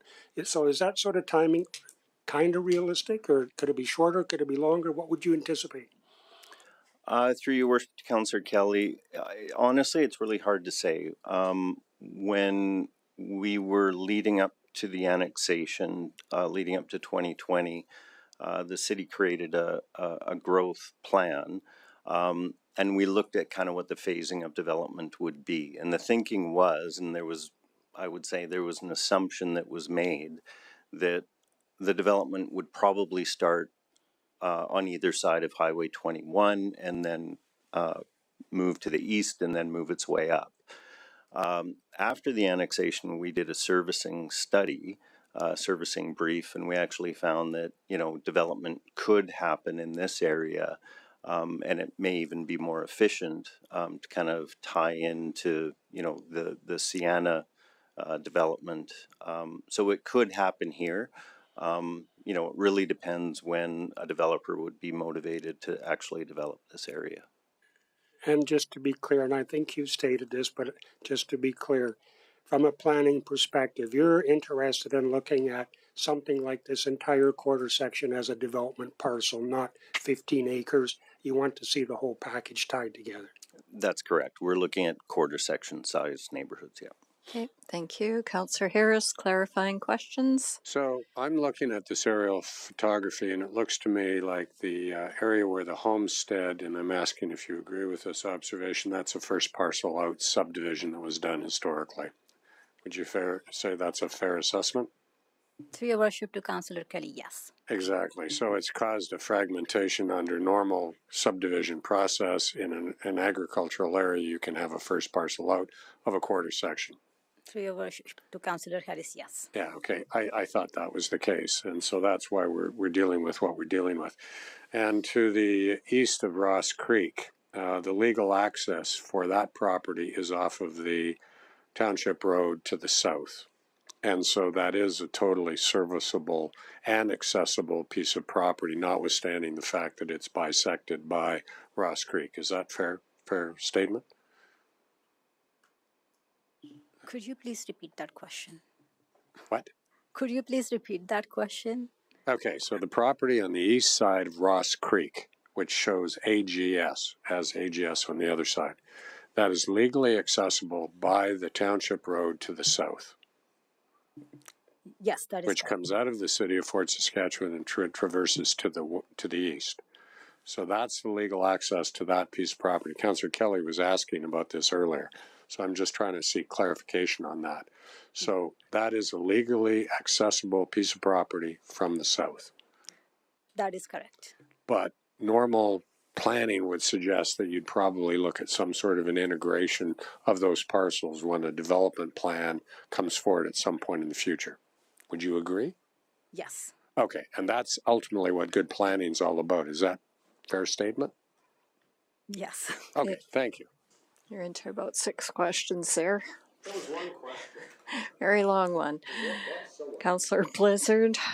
It's okay. Maybe mine's even worse. But so if someone owns a big chunk of a quarter section and someone buys the other portion, say I own a quarter of a quarter section, and someone else buys, a developer buys the other 3/4, when they do an ASP, would they include my portion as future whenever I'm ready to sell? Or is it like, well, she's a separate owner, we'll just go around her and not do anything with that piece of land? And I guess I'm asking this because if someone was to buy the rest of it and then do that ASP in the future, would they look at this going, well, potentially there could be a bulb of a road there or a commercial area? Through your worship to Councillor Blizzard, so we would need the ASP to cover the entire area of the quarter section. So they cannot just leave a parcel that is owned by or that is smaller or that is not owned by a developer. They cannot keep it out, because we would like to see how the land use patterns and the transportation network flows, and then we want to plan for the best efficiency and best land use patterns. So no, they can't just skip that area. They will not develop it because they don't own it, but the planning will be done for the area. Okay, so but what if I happen to own a chunk and it divides, it's right in the middle, kind of in the way. A street is planned as part of the ASP, but I'm refusing to sell because this is my land and I don't want to sell. What happens then? Do you just build around, have dead ends of streets, or is there talk? I've actually seen this in where I used to live. There was a house that was a whole subdivision built around it, and one house that was probably 3 acres, and it sat from the main road, and the subdivision was all around it. You can mention that when we're in.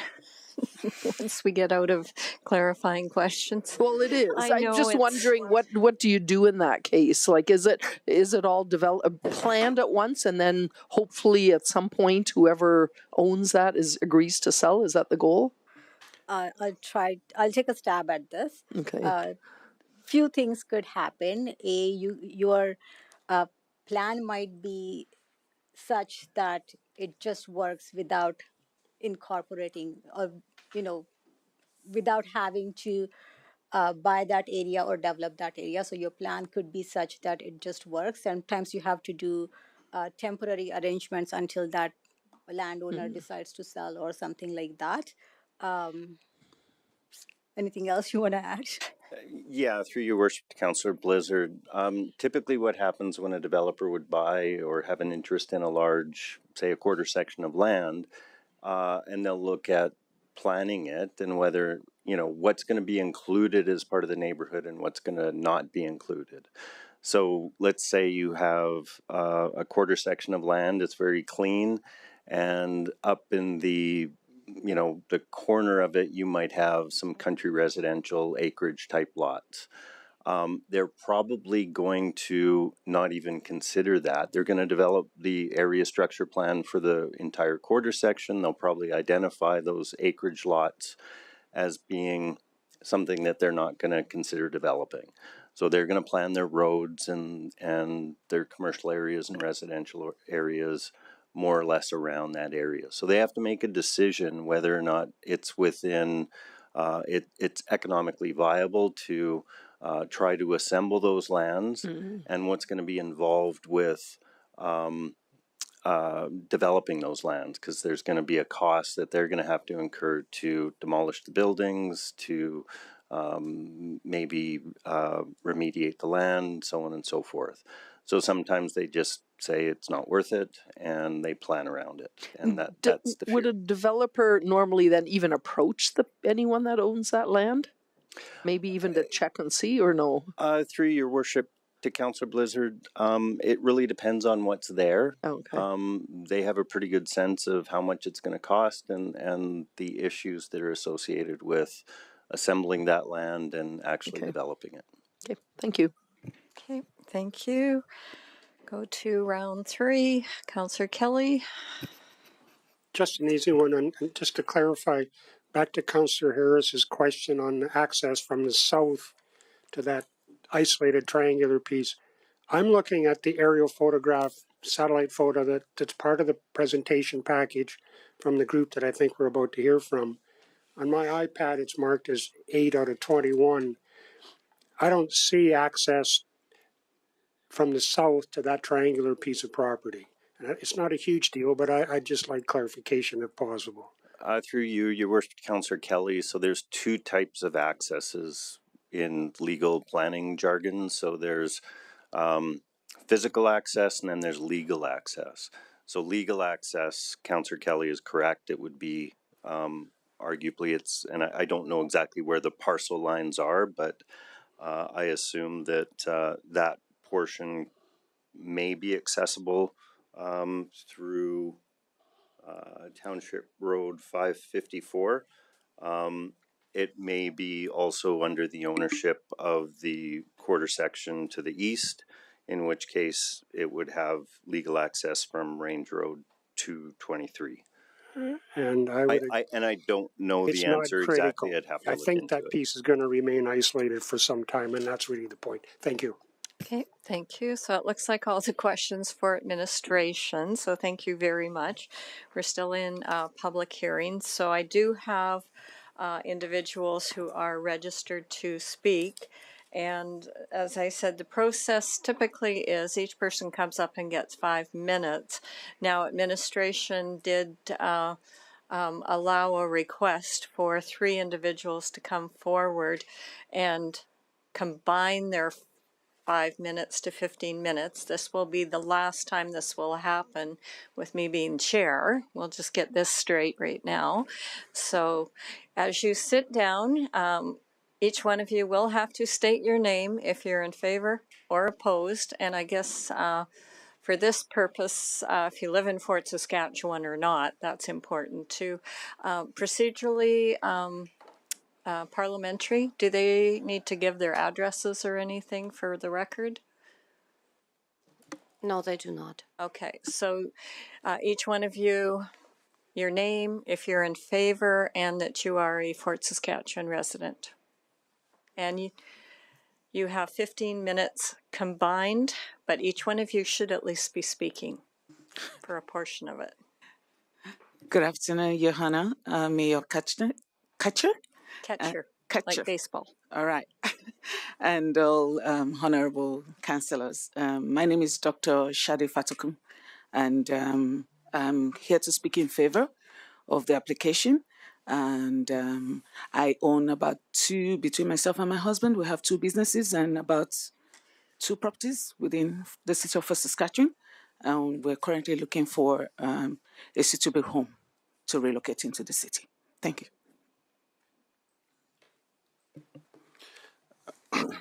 My name is Joseph. I'm talking in support of this amendment, and I don't live in Fort Saskatchewan. You don't? I don't. Okay, thank you. Good afternoon. My name is Jana Vogelaar. I'm a member of the congregation. I do not live in Fort Saskatchewan, but I do work here. And I would beg council's indulgence. Some of the stuff in this presentation is going to repeat questions that you might have had answers to, but for the ease of flow, I'm just going to stay with it as it is. And I'm the talking head. These guys are the ones that will be the answering your questions. Okay. I'm privileged to speak on behalf of the congregation of Place of Rest Church, the local parish of the Redeemed Christian Church of God, a global Pentecostal church with Canadian headquarters in Brampton, Ontario.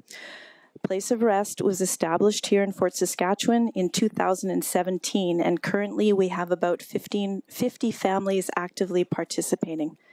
Besides worshiping together as a family, we are actively involved in a food pantry for the needy, visitations to seniors' homes, and a prison ministry. We continue to provide assistance to at-risk women and children and other members of the community in urgent need through our benevolence ministry. We are always seeking other ways to contribute positively to the city through community involvement. Since 2017, we have been renting a bay in the Eastgate Plaza on Highway 15. This space is becoming small for our growing congregation and a limiting factor in our community outreach initiatives. Over the years, our landlords have been good to us, but there is an intrinsic risk in renting, especially if your intention is to become a permanent member of the community. Our goal is to have a building of our own. Years of searching for a permanent home did not provide us with a lot of opportunities, but 3 years ago, we found the subject land and believe that it fits our needs perfectly. The purchase of this land was financed with church member donations. Church members who are resolved to have a permanent church home in the city with a structure that can be built to fit our needs and the emerging needs of the community. So at present, we pay both a mortgage and rent. Our request this afternoon is that Council will support our motion for amendment of the current agricultural zoning of the land to include place of worship as a discretionary use. The building we are proposing would be roughly 1,500 square meters, consisting of a main worship sanctuary, children's section, youth section, offices, meeting rooms, staging area for community outreach, storage, and maintenance. We realize there will be questions from Council on a detailed building layout, but feel at this time in the process, it would not be the best use of our financial resources to flesh out this design until there is a resolution to our amendment request. I'll be speaking about the land, location of the land. The land, as some of you are aware, is located on the east part of the city limit. Excuse me, can you just get a little closer to the mic? Some of us aren't as good hearing. All right, thank you very much. I'll just recap again. The land, as some of you are aware, is located on the east part of the city limit. The land is sandwiched between Clover Park and the material management site to the north, Correctional Center to the west, across Range Road 224, and in the south and to the east, there are farmland owned by the provincial government. Ross Creek cuts across diagonally and forms the eastern boundary of the subject land. Essentially, it hugs it.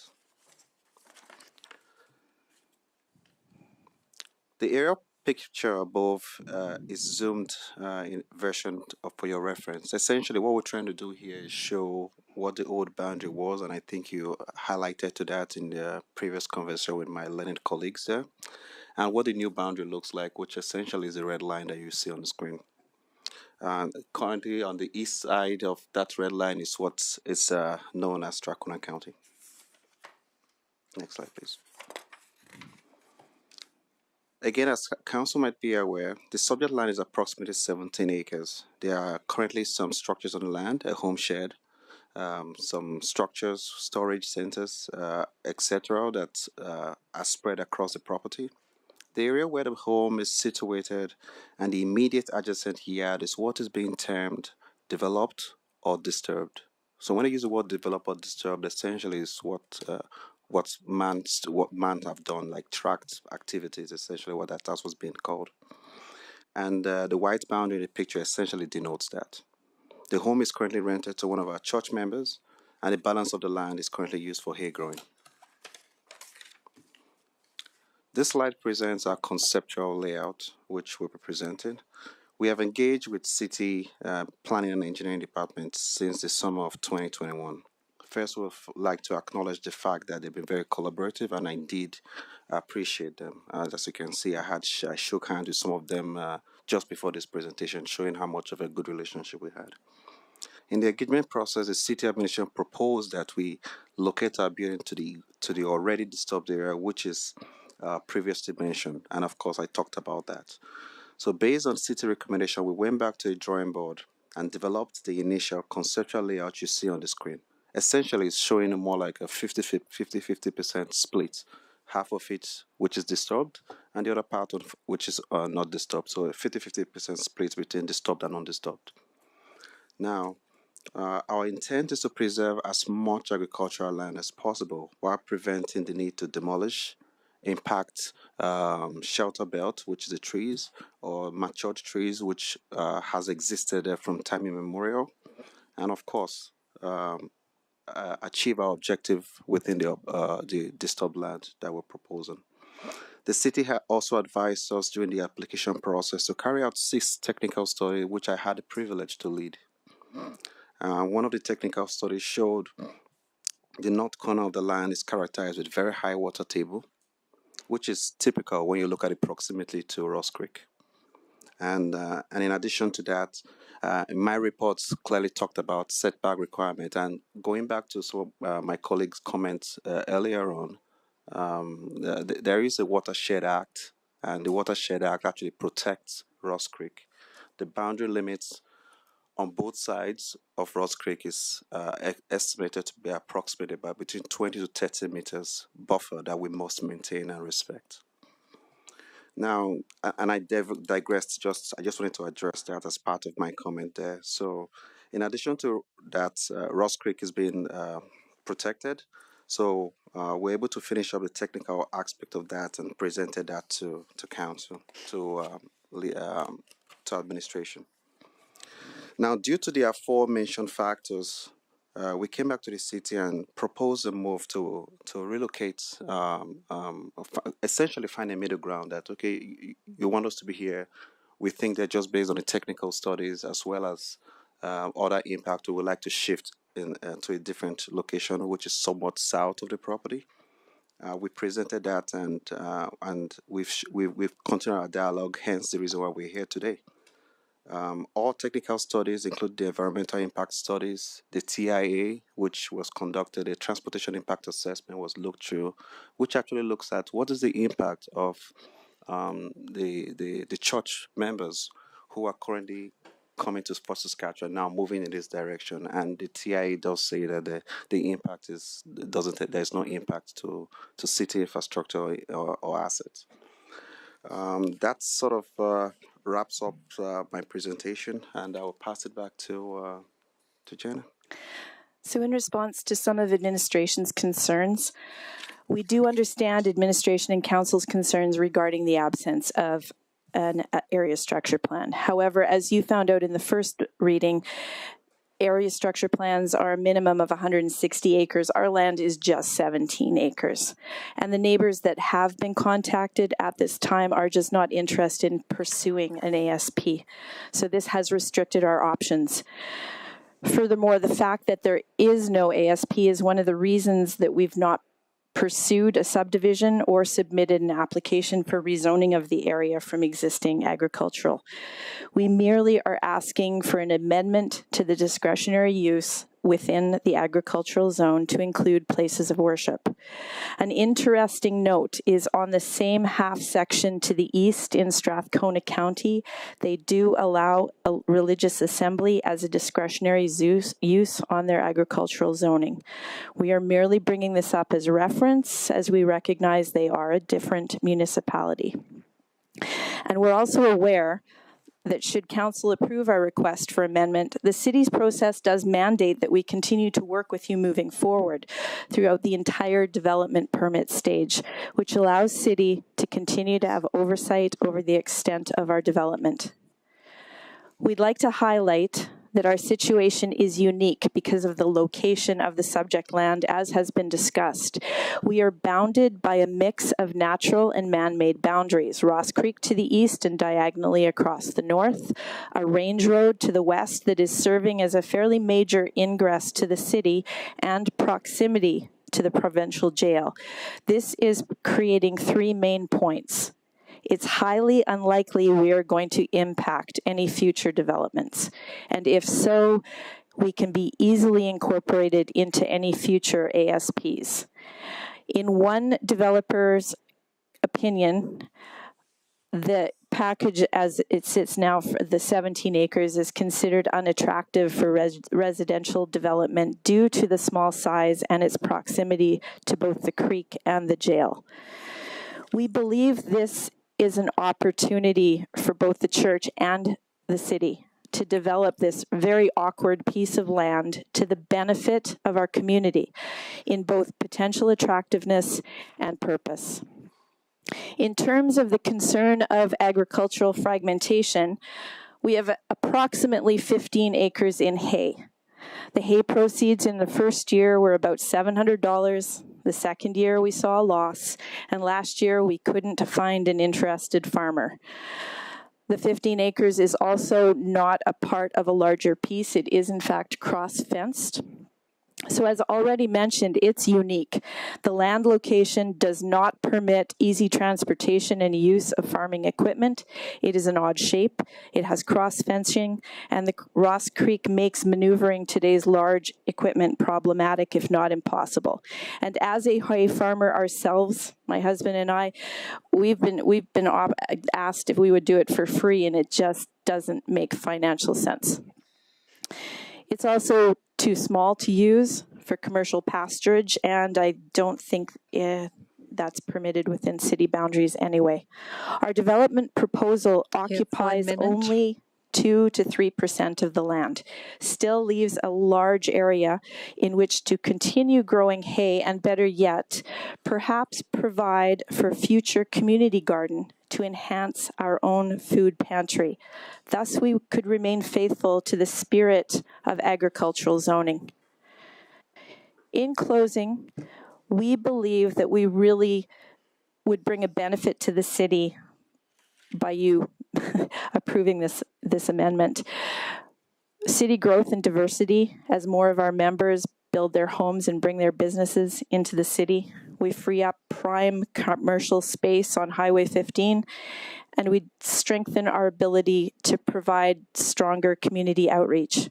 We look forward to working with city officials as we move forward in this planning and development process, if you would approve our amendment. And together, we believe that the church and the city can take this little awkward piece of heaven and benefit our community moving forward, not just in future attractiveness, but in purpose. Thank you for the opportunity. Okay, thank you very much. You're right on your 15 minutes. So I'm going to go into clarifying questions, no debate between council, so you don't ask questions back, and no debating between, so council will ask questions.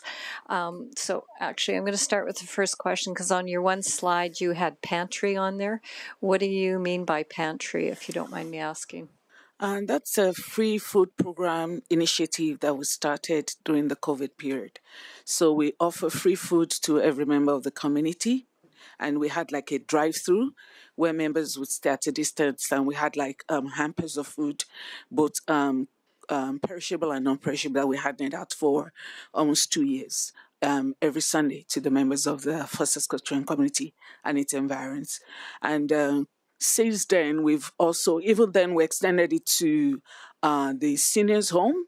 That's the Satford Bend and the Turner Lodge, where we go every 2 weeks, especially the Satford Bend, where we provide free food, grocery to the seniors in there, and self-care package, toothpaste and all that, and some linens, and then we also support members of the community that are in between jobs and those that are of low income.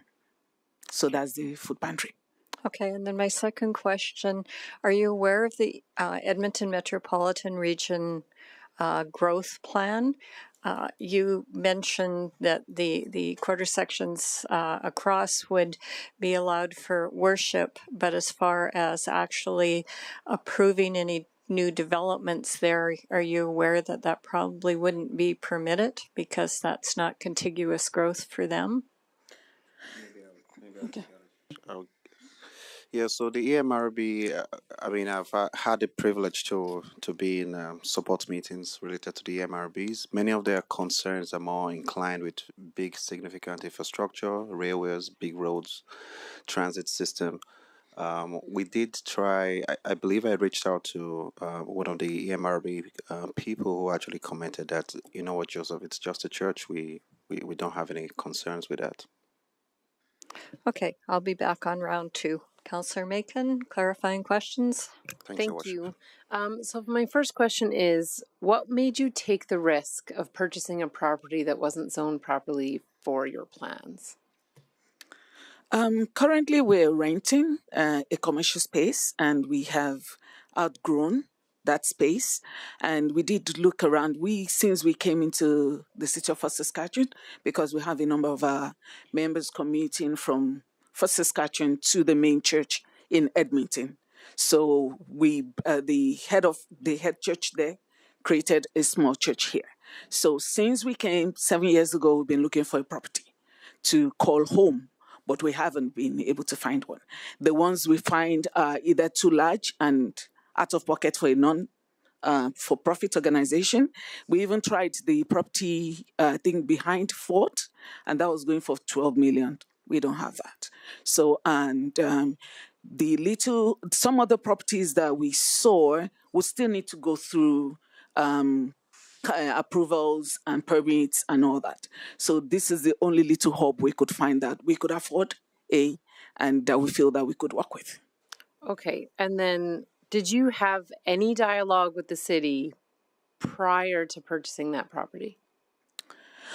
It was a private sale because, to the best of our knowledge, the property owners have put the property on and off the market for a couple of years, and even developers have not even approached them to buy. So we didn't see any issue in purchasing the land, especially as it was going to afford us to support the community that we call home, that we have made a part of our fabric, to support the members of the community better. So we just saw it also as an opportunity to bring life to that section of the city. Okay, so but to clarify, like I know that you guys have had great conversations with the city since you purchased it. You didn't have any conversations before you purchased it. You started that dialogue started after you already After owned. we purchased, yes. Okay. Did you have something to add? Yes, ma'am. Thank you, Councillor Mackin. Just to comment on that some historical data was reviewed at the time, and I believe that most of the record we found was that in Strathcona County, this was both an ag as well as place of worship. So just on a preliminary perspective, our opinion was that most likely its administrations are typically similar in terms of the decision. We felt that it would be the same if it's an extent come on the Strathcona, Fort Saskatchewan side of things. But unfortunately, that wasn't the case when it was zoned just at Ag S only. Okay, thank you. Appreciate it. Okay, thank you. Councillor Abatoye. Thank you for your presentation. My question is about servicing in that area. As you said, there's no servicing in that area. And I see that you cited a few examples of some churches in farmlands in Strathcona County. So my question is, how do you intend to provide servicing, assuming this passes? And have you been able to get some information about, how maybe some churches around that are in farmlands have provided servicing to their congregations? And how does that compare to what you're trying to do? Thank you very much, Councillor Abitoye.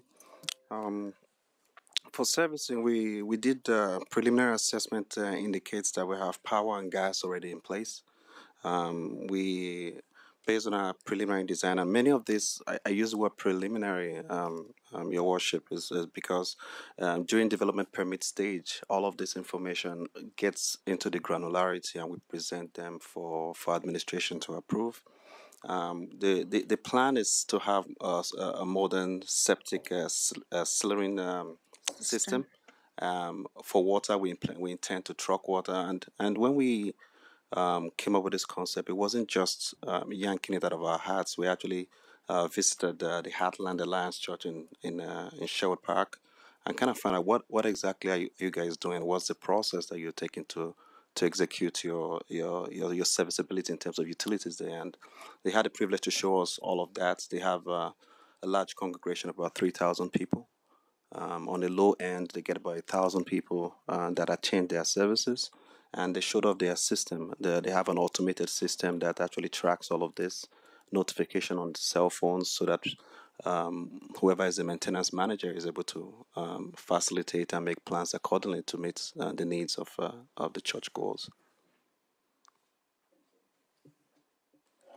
Okay, thank you. Councillor Blizzard. Thanks for your presentation. I just have a couple little things, and one of them is more curiosity. What does RCCG stand for? The Redeemed Christian Church of God. Okay. Sure?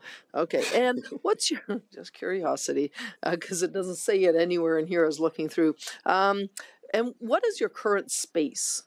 You're saying you wanted to build a 15,000 square foot or 1,500 square meter. So what's your current space? We're currently located at the. I know where it is. I just do you know the square footage? I'm not too sure. I don't have the number of by heart, but the size. But I assume if you say you're outgrowing it, you must know what it is. Someone will address it later. Okay. Yeah. Okay. I think that's all I've got for now as far as questions. My other one was answered by Councillor Macon. Thank you, Councillor Kelly.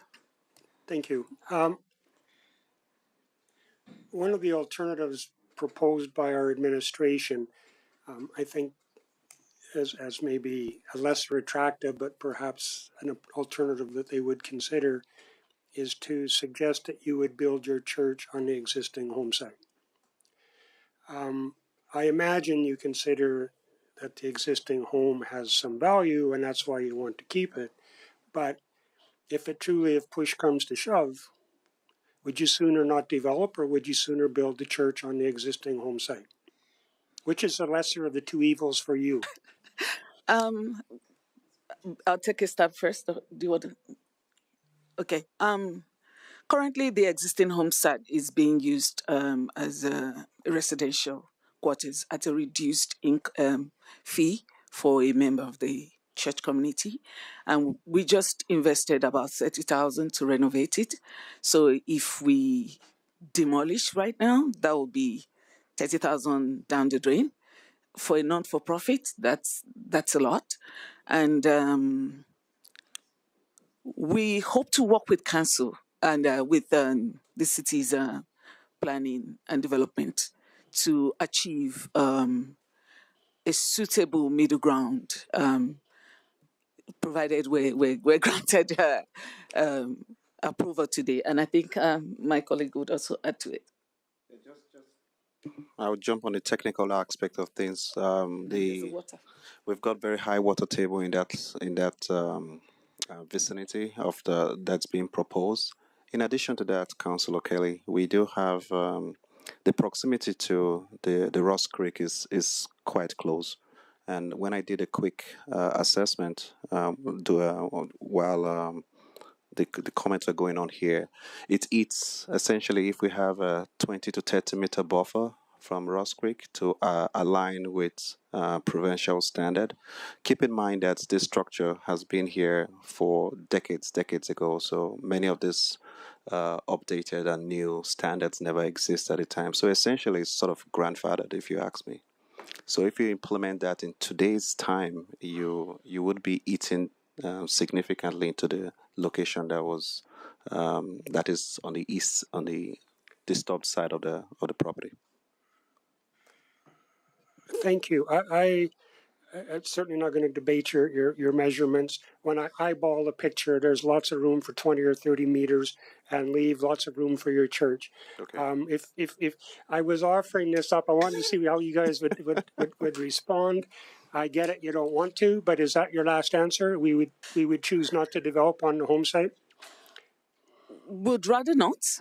Okay. Pardon? But if we don't have a choice, you'd consider. We might consider it. Thank you. Okay, that looks like all the questions for these presenters. Thank you very much. We have one more presenter who is pre-registered that will get to come first. We'll be making our decision following all of the public hearing. So the next individual who is pre-registered is Aid Uwala. Sorry, I'm not... Aid? Oh, online, virtually. I'm sorry. So you, same process. I need you to state your name, if you're in favor or opposed, if you're a Fort Saskatchewan resident, so that we know. So you can go ahead and your 5 minutes starts now. I think you're on mute.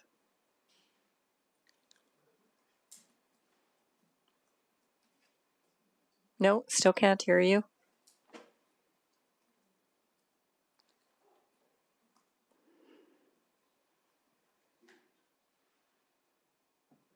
No.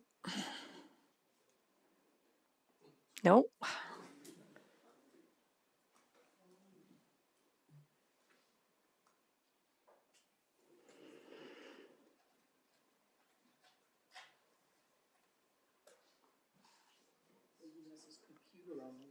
Pardon? Hello. Oh, there you are. Can you hear me? Yes, we can hear you now. So same process, your name if you're in favor and if you live in the fort. Hey, my name is Adeolu Alola, and I'll be speaking in favor of the motion. I'm a civil engineer by training, and I currently work with LaSalle Consultants.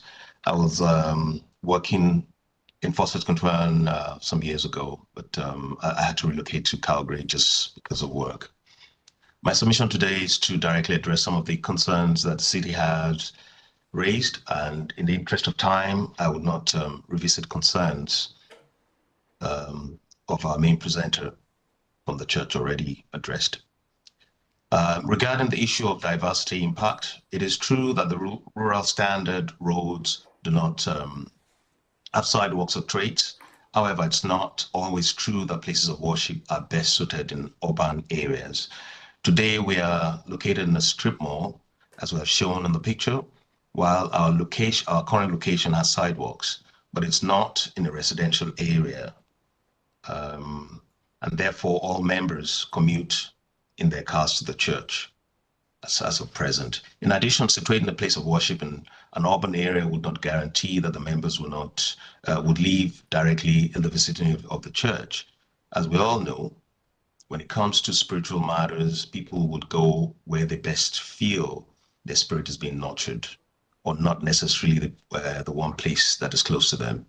In addition, place of worship, depending on size, mode of worship, and vision, are sometimes better off away from urban population center, such as where we have our land now. That way, you're not causing traffic disruption, and I can share with you many examples of churches within urban center where the growth has caused parking problems. So regarding internal and external impact, the agricultural piece has been addressed by our main presenter, so I will not dwell into that too much. Off-site levies are an integral part of ASP conversation, which has been addressed earlier. When the time comes for collection of off-site levy, we are happy to pay our fair share. Financial implication, standard municipal operations, waste pickup, policing, snow removal. The subject land today has a home on it, and there's a waste pickup, policing, snow removal on the main road, which is 224. It is not clear to us how a place of worship will change all of that. If at all, we're likely to reduce financial burden on the city. Currently, the area is quiet, and we have incidents of intruders on the land. In one incident, we had called the police because there was an intruder. We believe if we have more activity on the land, such as the church, it will reduce the likelihood of trespassing on the land. For snow clearance, as this is a place of worship, will still be on private land. It is not our expectation that the city will be responsible for our snow clearance on the land. We know the cities will still be responsible for Highway 224 adjacent to our entrance, but the city does not. But the city does that today already. Currently, the city picks up waste on the property, but we understand that that is just for a home. At our current church location, we take care of our own waste. We plan to continue in this manner at the new location. To summarize, we don't see how this will change or result in additional financial burden to the city. If any, it will be a reduction, as we'll be responsible for our snow in our immediate building vicinity, just like we are today for home on property. The risk analysis, we have spoken to a few planners. The feedback is our situation is unique. The location of our land provides some boundaries that make it ideal. I'm going to give you 30 seconds more since you didn't have your speaker on. 30 seconds. Thank you. Yeah. The location of our land provides boundaries that make it highly unlikely in the way of future development. More so, the proposed location site and outside of the already disturbed land aligns with the city objective of not in a bit future development that provides ample setback from Range Road 224, Ross Creek, and less impact from possibility of demolishing the existing building, which will generate unnecessary weight. In compromise, we plan to locate the building as close as technically favorable to the disturbed land. Okay. I guess, yeah. All right, thank you. So I will open it up for members of council to ask you questions. I have Councillor Harris first. I was just looking at Google Earth and doing some distance mapping on it. It looks to me that the existing residence is about 100 meters away from the center line of Ross Creek. One of your earlier presenters made a reference to setbacks of about 20 meters or so.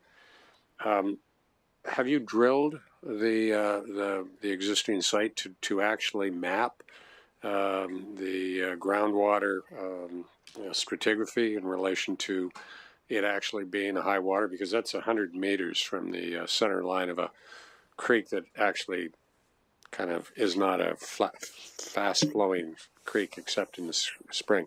But have you done any kind of geotechnical on the site anywhere in your investigation to get to this point?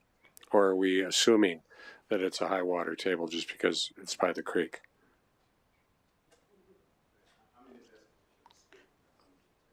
Okay. Is that for me or for? Well, it's a general question. I thought this gentleman was making reference. He's an engineer. He was making reference to that. So I was just wanting to know if he had done that. So can somebody answer that question? No, we have a presenter on there. They've already asked and answered. So, okay. We can only deal with the person who is presenting right now. Okay. Do you have any further? Okay. Do you have an answer to Councillor Harris?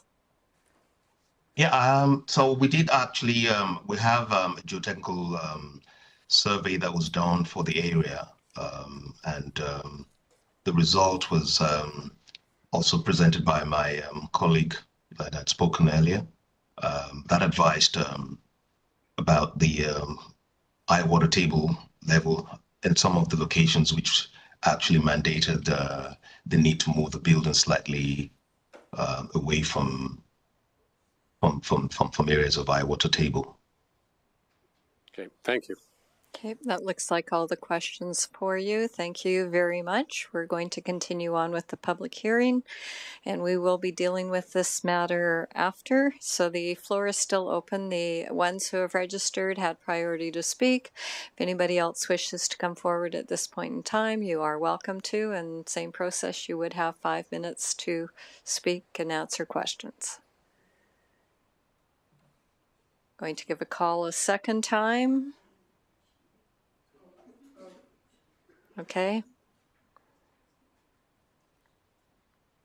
All right, same process, your name, in favor or opposed, and if you live in the fort, and you have 5 minutes. 5 minutes, okay. My name is Dr. Fatukun Johnson. I have practiced here. I'm a medical doctor. I sit currently on the board of Sherwood Park PCN and Strathcona, and also currently the chair for finance and audit for Edmonton PCN. I'm the pastor of the church. Of course, I'm here in favor of it, and like to thank Madam Mayor for the opportunity to present our case, and also every member of the council. And I also have to thank my member of the congregation as well. Why do we want this? I was busy looking at the growth, what attracted me personally to Sherwood Park. I used to be a practitioner in Smoky Lake. I don't know whether you know Smoky Lake. And I've driven many times past Fort Saskatchewan in the course of wanting to relocate my practice and also wanting a community where I can contribute to them, to their growth, and also to support the people there. I was looking at the growth we've achieved the last 5 years that I've driven past Fort Saskatchewan, and I saw we've grown tremendously. I got excited about what is about to happen again, about 9,000 jobs that's going to be created with Dow's chemicals and new things coming to the city. And what's our church do? Our church is growing. When we first started in 2017, we were not many. We have about 50 families plus. I think that's a conservative estimate. A majority of them are relocating to Fort Saskatchewan, bringing their businesses, bringing their family, new families growing. I chose to be in Fort Saskatchewan to pastor this church because I see there's so many things we can do within this community. As a physician within this community, I've gradually seen the growth and the need of people. I remember when I first moved to Fort Saskatchewan, one of the members of the church approached me and said, the seniors in these communities are not taken care of. Nobody goes to visit them or take care of them in their homes. So I decided to start doing that. I think I have a young soul in an old body, or a young body in a old soul, some of them. And it's been a joy to contribute to our community. We've done so many things like Ella highlighted, but there are greater things we want to do, but we are limited by space. I know we're asking about the square meters. Estimatedly, we have about 559 square meters where we're currently staying. And the children population has outgrown that. We're doing a number of things for the children. We started doing musical training for the children. We're having challenges opening up to the community because there is no space. Few people in the community comes around, but we just cannot accommodate what we have in mind and vision. I see a number of children in my practice that if I have to send them somewhere to get the support they need, they have to get down to Edmonton. The goal of the church is also to look into how best we can support these children. The children department we are hoping to develop is to look into things like an environment within the system we're building in the church that can allow us to accommodate and support children with autism. Interestingly, in our community, that is growing, and the support we have is not so much there. So the reason why we want to build a bigger place is so that we can accommodate the need of our society, our family, and our community here in Fort Saskatchewan. The church operates, we come to church Sundays, Tuesdays, Wednesdays. The other time in the week, we see that the community members can use them. I'll give an example. I was talking to my colleague here. We're trying to get people to use this space because my other colleague, they're having a problem of finding a place so they can do worship as well. But because there's no space and they can't find a place yet, we finish late on 12 1 minute. 5 minutes. 1 minute Oh, left. I thought 5 minutes. Oh. Okay. So overall, our goal is to do more for our community. They have highlighted some of the things we do. We're attracting more families to the church that they want to make this place home. And the church is in the business of souls. And we want them to find a place here for the future. That's what I've got to say. Thank you for your time. Okay, thank you. I'll just ask if council has any questions. Doesn't appear to be any questions, so thank you for coming out today and speaking to this. Thank you so much. All right. Yeah. The floor is still open at this point in time. Okay. Same process. We'll take your name if you're in favor or opposed, and if you're a Fort resident. And you have 5 minutes starting now. Just push the button. Okay, so good afternoon. My name is Chioma Diru. I live in Fort Saskatchewan. My husband lives here, and our 2 children also school here. I'm speaking in favor. So we moved here a short while ago, but apart from the other benefits of the church, I wanted to emphasize the children's church. So my daughter is 11, and she had always been very shy. But under 2 months of being at the church, she's able to engage in public speaking now. I don't know how they did it, but it's a remarkable thing for me, the children's development. And then our son has also been diagnosed with autism. But we noticed that at church, he feels much more relaxed. It's like he's very comfortable with the community there. So I just wanted to mention those 2 things, that I think the church also lays emphasis on children's development, and I would really like to continue living in Fort and staying in Fort. And if the church is here, it will be a big encouragement for me. Thank you. Okay, thank you. I'll just ask if anybody has any questions. Not seeing any. Thank you very much for coming out. Is there anybody else who wishes to speak at the public hearing? Go ahead. same process. Oh, and when you're leaving, stop and see Jacob, so he needs to get your name recorded, and I don't think he knows how to spell some of the names. All right, so same thing, your name, if you're in favor or opposed, and if you live in the fort. Oh, push your button. Good afternoon. Thank you so much for the opportunity to speak. My name is Similoluwa Ayola. I am also a member of the congregation. I currently reside in Edmonton with my husband and son, but we are moving to the fort in a couple of weeks. So we're very happy about that and looking forward to that. Since we moved to Edmonton, we've been attending the church Place of Rest and decided to move to Fort Saskatchewan principally because of the church that we attend. So that's also drawing us to the community, and we're looking forward to being a part of the community. I just wanted to also add that I work with the children's department. I know a lot has been said already about the department, and I'm glad to hear about the progress that's been made in the lives of the children in church. And we've been working to develop new initiatives for the children. I won't repeat what has been already been said, but I just want to reiterate that there's a challenge in implementing the plans that we have because of the lack of space currently, and we're looking forward to a bigger space where we can help the children in our church and in our community. And I hope that council accepts our request to amend the bylaw to allow us to expand the church and build within on the land that we currently have. Thank you very much. Okay, thank you. I'll just ask if council has any questions. Not seeing any. Thank you very much for coming out. Just stop and sign so they've got your spelling. Floor is still open if there's anybody else who wishes to speak.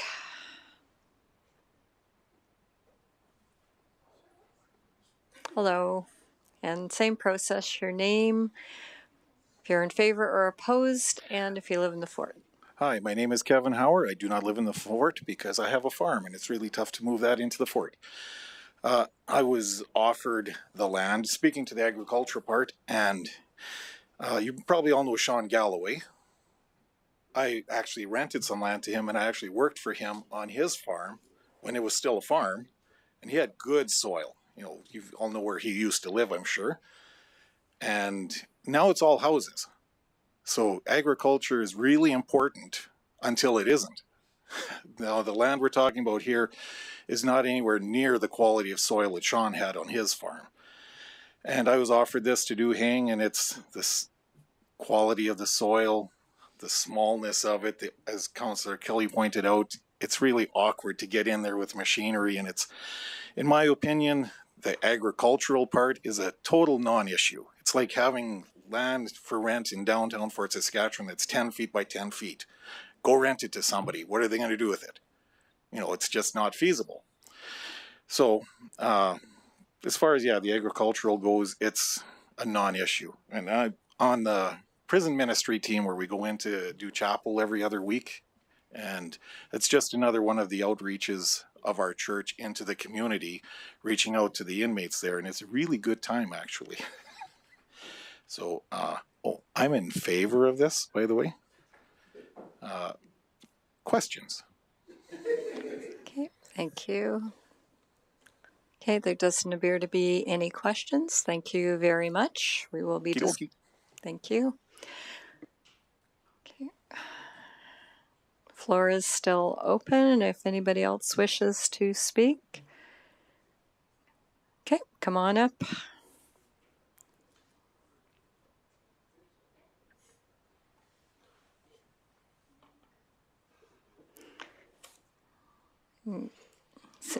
I'll have you push the button, state your name if you're in favor or opposed, and I will start your 5 minutes. Thank you. Your Worships, the Councillor, and Mayor Kacho. I'm a visitor, visiting from Nigeria. The home base of this church. Your name? Bolagade Ayola. I'm a professor of agricultural economics. Okay. Therefore, I feel the pinch to say one or two things regarding this venture. I am delighted to stumble on this particular event The point I want to make, especially to the administration, is that development in a balanced form is not a linear equation, meaning that it's demand driven. And when you see what the church is asking for, they are simply placing a demand within the context of development that the council is wishing to happen. Development of the soul, development of the community, development that makes body and soul to work together. Physical development in terms of agricultural growth, infrastructure growth, and so on and so forth, without balancing it with soul development, human development to be specific, will be null and void. And we will not advise the council to think in that way. Therefore, I am in support of this because the church is placing a demand, is following a demand-driven development, which is more longer lasting than physical development. At that point, I'd like to contribute a little in this way. Thank you very much. Okay, thank you. Are there any questions for this presenter? Not seeing any. Thank you very much. Thank you. One more call. Anybody else speaking in favor or opposed? Second and last call. Okay. At this time, I would invite administration to return.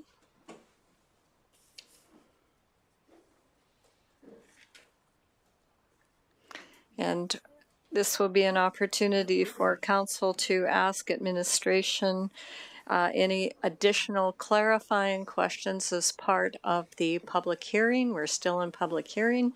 Councillor Macon. Thank you. I just wanted to clarify, by allowing this amendment to the zoning, does that allow them to develop then without the ASP and without the developmental processes that the city has in place because we've approved the zoning?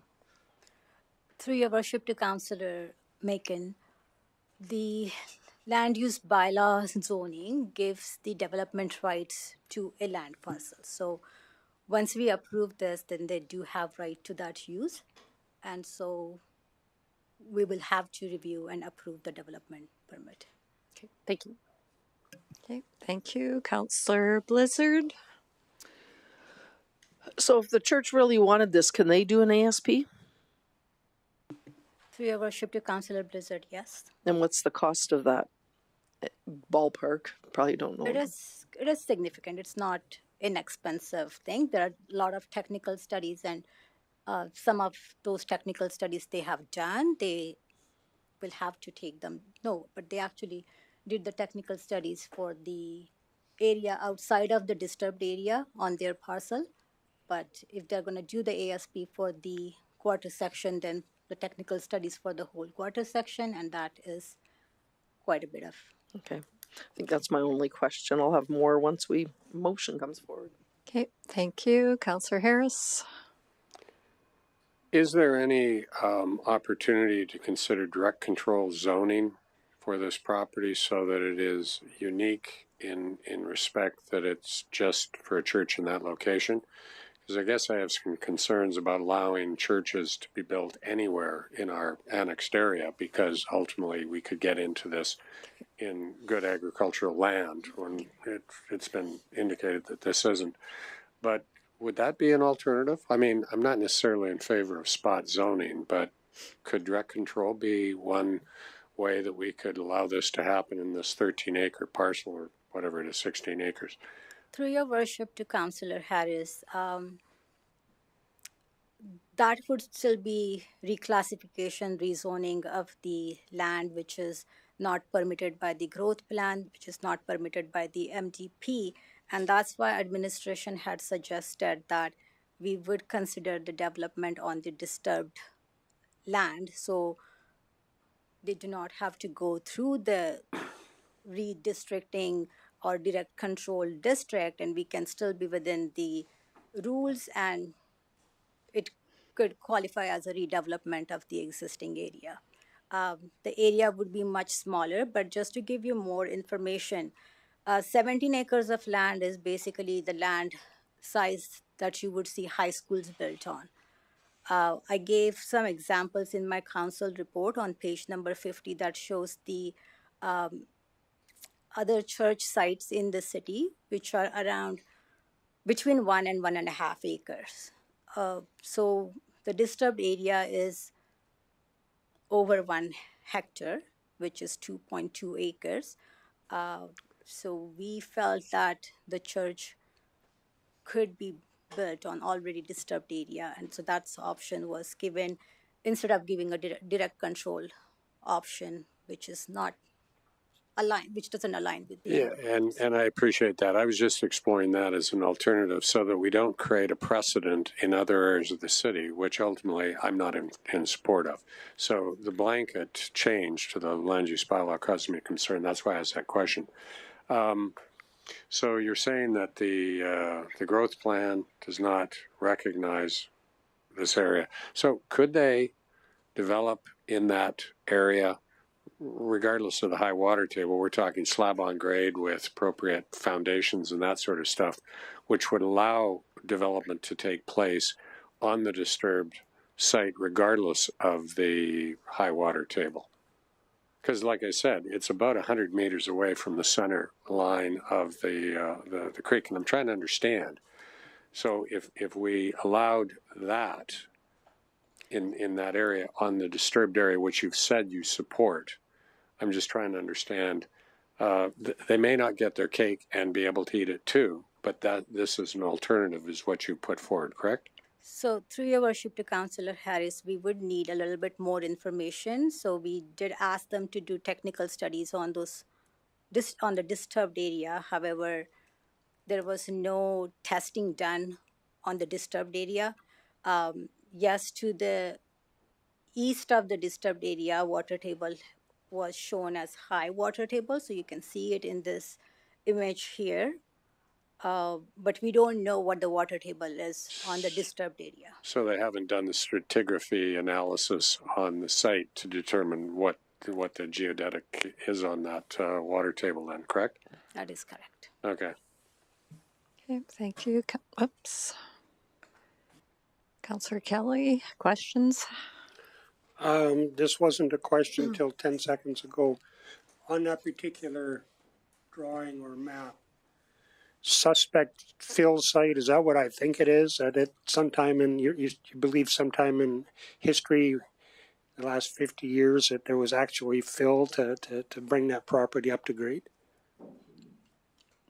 Through your worship to Councillor Kelly, I do not have that information. That's fine. Leave it for now. I don't think it's important.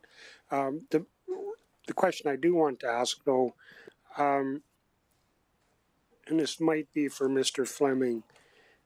I know we're looking at our off-site levy program, shall we call it, and it's possible that it will increase in the fairly near future to help pay for significant infrastructure that we know we have to have. What sort of level on a per acre or hectare basis would you or could you imagine the off-site levies to get to within the next, say, 5 years? Through your worship, if you give me 5 minutes, I might be able to track someone down who has that answer, but off the top of my head, I don't know. Rough idea? I don't know unless Sheree or Craig are aware, but I can reach out to someone and try and find out. Okay, well, then let me proceed with one last question. I think the presenter that was online made the comment that this group was prepared to pay the off-site levies. Did I hear that correctly? And if so, was it an offer or an understanding to pay on the full 13 or 17 acres event immediately, or on the 3.5? What were you guys talking about? Or let me rephrase that. We won't bring them up. No. Have you guys had any conversation in that regard with them? Through your worship to Councillor Kelly, we had expressed concerns, or we had uh, talked about that offsite levies are not calculated for this area, but they didn't mention that they were okay to pay those, so we didn't have that information before today. Okay, thank you. Thank you. Councillor Abatoye. Thank you. My first question about the ASP. So, can an individual or a property owner decide to do an ASP by themselves, or do they need to get the support of everybody in that quarter section? Through your worship to Councillor Abatoye, a property owner can initiate the process. We recommend that they talk to the property owners. If more property owners can join the process, better, but it doesn't have to be that way. There are many times there are participating landowners in the ASP process. So if that property owner is the only person that's interested in the process, they can go ahead to do an ASP still. Through your worship to Councillor Abatoye, yes, that's correct. Okay. Is that my two questions? Go ahead. I have to check. Okay. My second question is about one of the things that was presented was that, on the Strathcona side, it seems like religious assembly was a discretionary use. So does that mean that if we're having this conversation prior to annexation, this will be a non-issue? It would just be approved automatically? Through your worship to Councillor Abatoye, yes, because in the Strathcona counties, they have two types of agricultural district. One is general agricultural district, and in many counties, because rural areas also need services, so uses like churches would be discretionary in the agricultural area.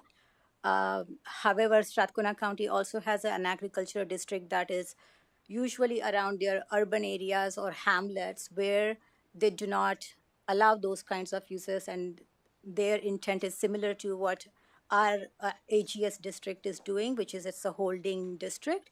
So where you are limiting the fragmentation or the development, and such uses will not be permitted. So because in the Strathcona County, this was away from the urban development, that would have been fine. But in our municipality, this is a holding district now. Okay, thank you. If I could just add to that, more of a point of clarification. So Ms. Shindy is correct. So in their AG district, they have two classifications of religious assembly. One is kind of a very large one, and one is a more smaller one. So the smaller type of religious assembly would be considered to be a permitted use, whereas the larger one would be considered to be a discretionary use. But they do have another district called the AD, which is Agriculture Future Development District. So that would be about a mile around the area of Sherwood Park, and it would be basically the same type of holding zone that our AGS district achieves. Okay, I'm next on the speaking order. So question for you. So on the map that it has shown that they prefer to keep the house and build a church further over this way, I guess the question that I have when I hear you talk about landowners' rights, I'm questioning, so in a new annexed area, wouldn't landowners' rights only be towards that existing home that they could maybe make some changes, but the minute that they want it to demolish it and build something new, wouldn't that kick in different planning processes? I'm just really questioning the thought process on that. Through your worship, to your worship, yes, that is correct, because basically we are saying that no development without an area structure plan in this area. So any newer development will trigger the area structure plan. So but the existing structure could be redeveloped. But that's my question. Would it not be just redeveloped to the existing home, not to build something bigger and different use?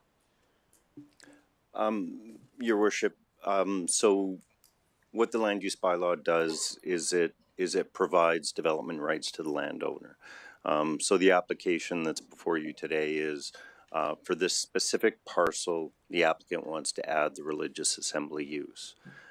As it exists right now, the landowner would have a right to develop a single detached house or maintain the existing house, but they would be limited to one single detached house. So the size of that house, if they wanted to, say, demolish the house and build a bigger house, that would be within their right to do so. Okay, but what I heard earlier is if they demolish the house, they can build a church, but that's not what I'm hearing you say right now. Your worship, that is correct. Under the existing zoning, if they demolish the house, they could build another house because the land use bylaw gives them that right to do so. But anything else, it would have to be something that would allow it. So the only type of use per se is a single detached house, and then there are accessory type uses that are related to agriculture and residential. Okay, and I was just looking for clarity on that because I think some people understand that if they demolish the house, they can build a church, but you're not saying that's permitted. Not right now, but if this amendment goes through, they could. Okay, thank you. Okay, let's see, we're on to next round. Councillor Harris. So if we do approve this amendment to the land use bylaw, then there can be a church placed anywhere in the agricultural district. Through your worship, Councillor Harris, no. So what's being proposed here is what we refer to as a fundamental use provision. So it adds the use of a place of worship, but it puts basically an asterisk on it. We call that a fundamental use provision, and we're limiting it only to this parcel. So similar to your question before about whether it would make sense to do a direct control, essentially the result would be the same. So we're saying you can have the AGS district would include the place of worship, but it would only apply to this parcel. It would not apply to anywhere else. Yeah, and that's my biggest concern, and that's why I asked the question, because I don't necessarily want to see churches built everywhere. Maybe that makes sense, but right now I don't think it is. But on this site, what you're saying is that if we approve this, we change the zoning potential, then ultimately they could build a church there, knock the house down, but it has to be within the disturbed area of the property, not going south a little bit towards the southern boundary of the 16 acres. So your worship, Councillor Harris, so what the application is for is, again, it's only specific to this parcel of land, this property, not the disturbed area. So it can be built, it can be constructed anywhere as long as it complies with the land use bylaw regulations, but it would only be limited to this parcel. Okay, and administration was opposed to that. Refresh my memory again. Administration is opposed to this because this site is relatively large, and it could actually disturb a fairly large area of land that could inhibit development in the future. So as a suggestion, when we were dealing with the group, we suggested that they confine the footprint and the development related to the church, like parking and landscaping, to the area that's already disturbed. But within the context that council would actually approve the discretionary use provision for the land, but then the actual development would take place in the disturbed area, right? Which so they don't want to do. And that's not before council right now, but that was a suggestion that we But I personally have to look at this thing from the standpoint of how does it all fit together. That's why I'm asking the question, Madam Mayor, is how does that all fit together? What happens? It's a multi-part issue, so I'm just trying to understand that.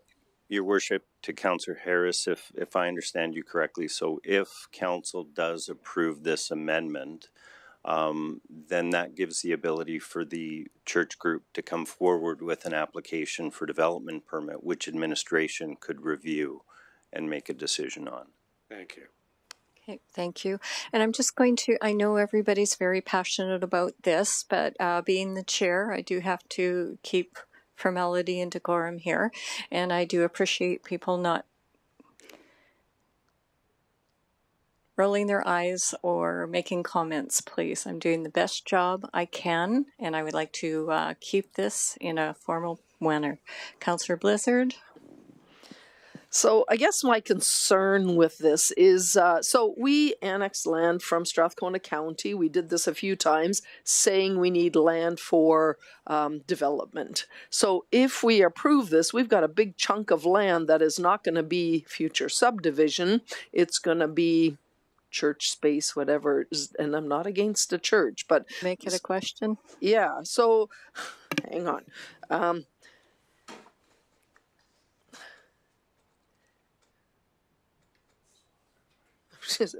Sorry. First of all, I guess if an area structure plan is done, it still comes before council to look at. Number one.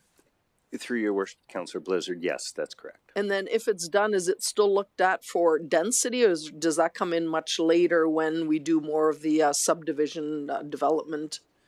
Through your worship, to Councillor Blizzard, yes, that's when we do look at the densities. So we don't look at it at the ASP? We look at them at the ASP, and we have to meet the minimum densities at the ASP. So yeah, because I guess, okay.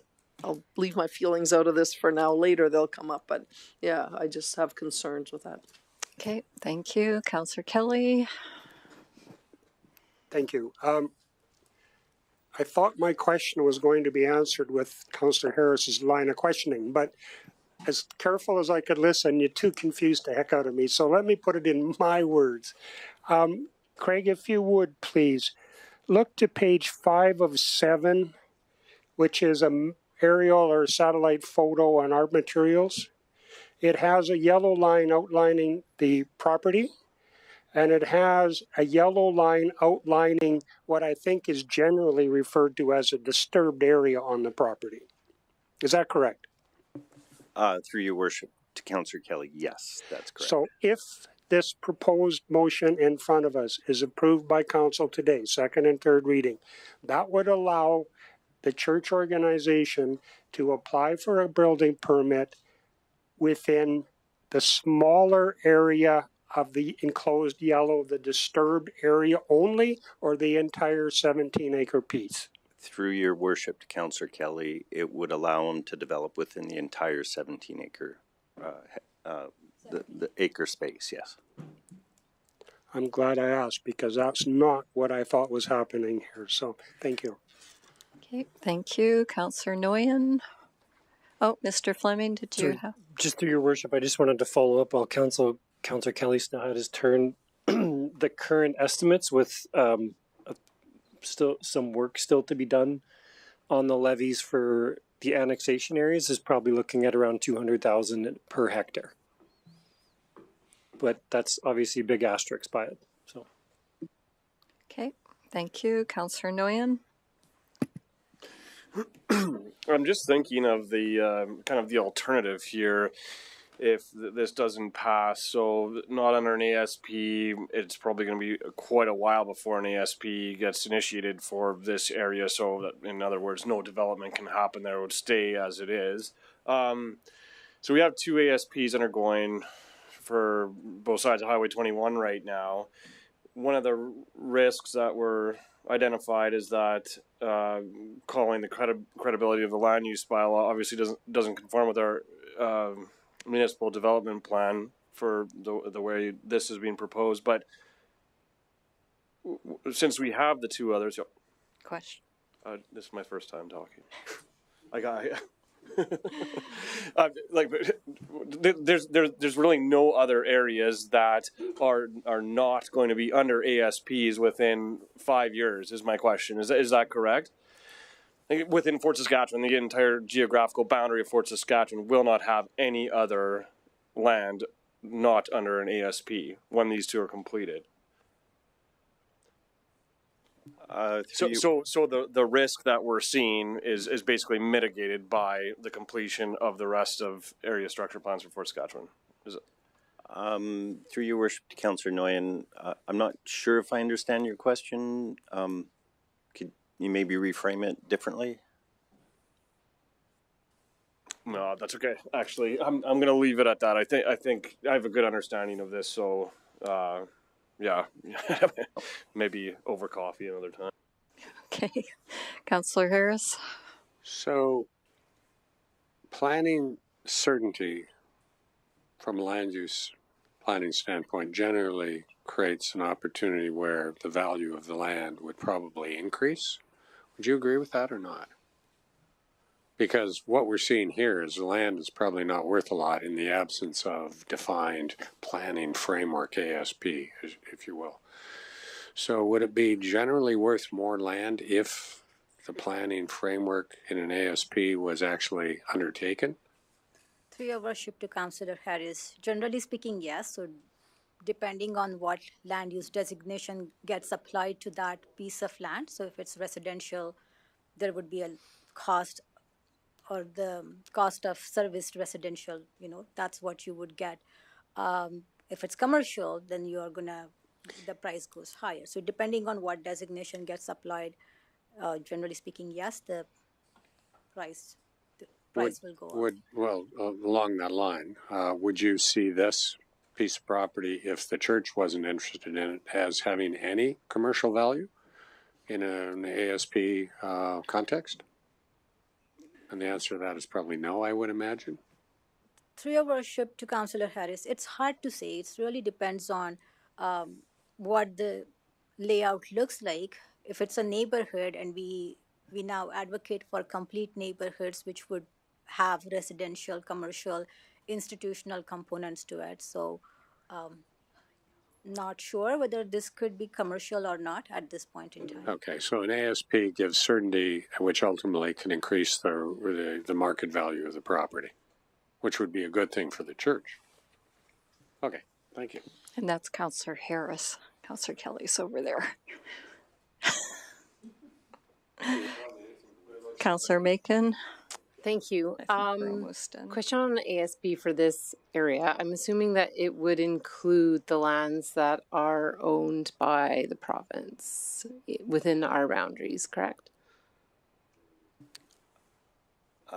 Through you, your worship, Councillor Macon, so the requirement in our terms of reference for area structure plans are the minimum size would be a quarter section of land.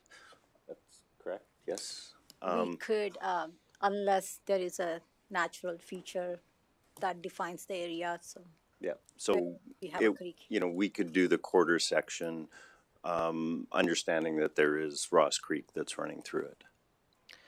Right. So in the lands that are provincially owned, I believe, are the quarter section to the south. They're directly below this property, correct? Yes. Yeah. Right. On the other side of the creek. So my question is that in saying that this property is not useful, doesn't have much use development-wise, so it's not that big, that in the future the province could in fact essentially give us back that section if they don't feel the need for it. And the reason why I say that is because I understand corrections is getting out of farming land. So is there the possibility that this area does actually become quite useful in the context that it could in fact be, like that development could be that whole area at some point? Through your worship to Councillor Macon, I would think so. I mean, I can't tell when province will decide to sell this land, but because it is in the cities, within cities boundaries, and it is an urban area for urban development, it will be a valuable urban development in the future at some point. Okay, thank you. Okay, That looks like all of the questions. So with that, I'm going to close the public hearing. We're going to take a little recess, or nobody's going to make it through the business arising through this.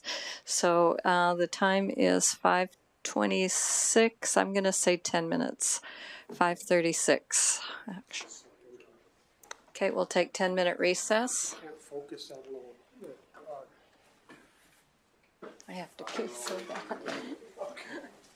My turn for the bathroom. That's unfortunately the downside. You weren't the only one. What? You weren't the only one. Me?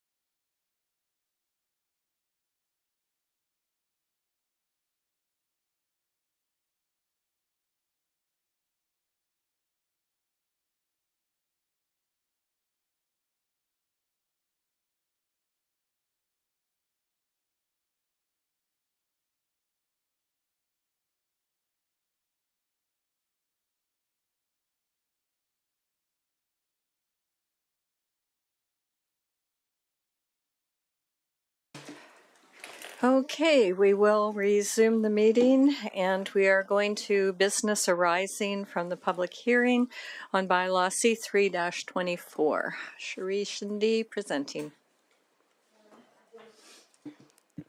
The motion is that council gives second reading to bylaw C3-24 to amend land use bylaw C23-20 by adding place of worship as a discretionary use within section 9.11.2C and adding that the use of place of worship shall only be considered on the parcel legally described as Lot 1A, Plan 902-0569 as a fundamental use provision within section 9.11.2A. Okay, what is the wish of council?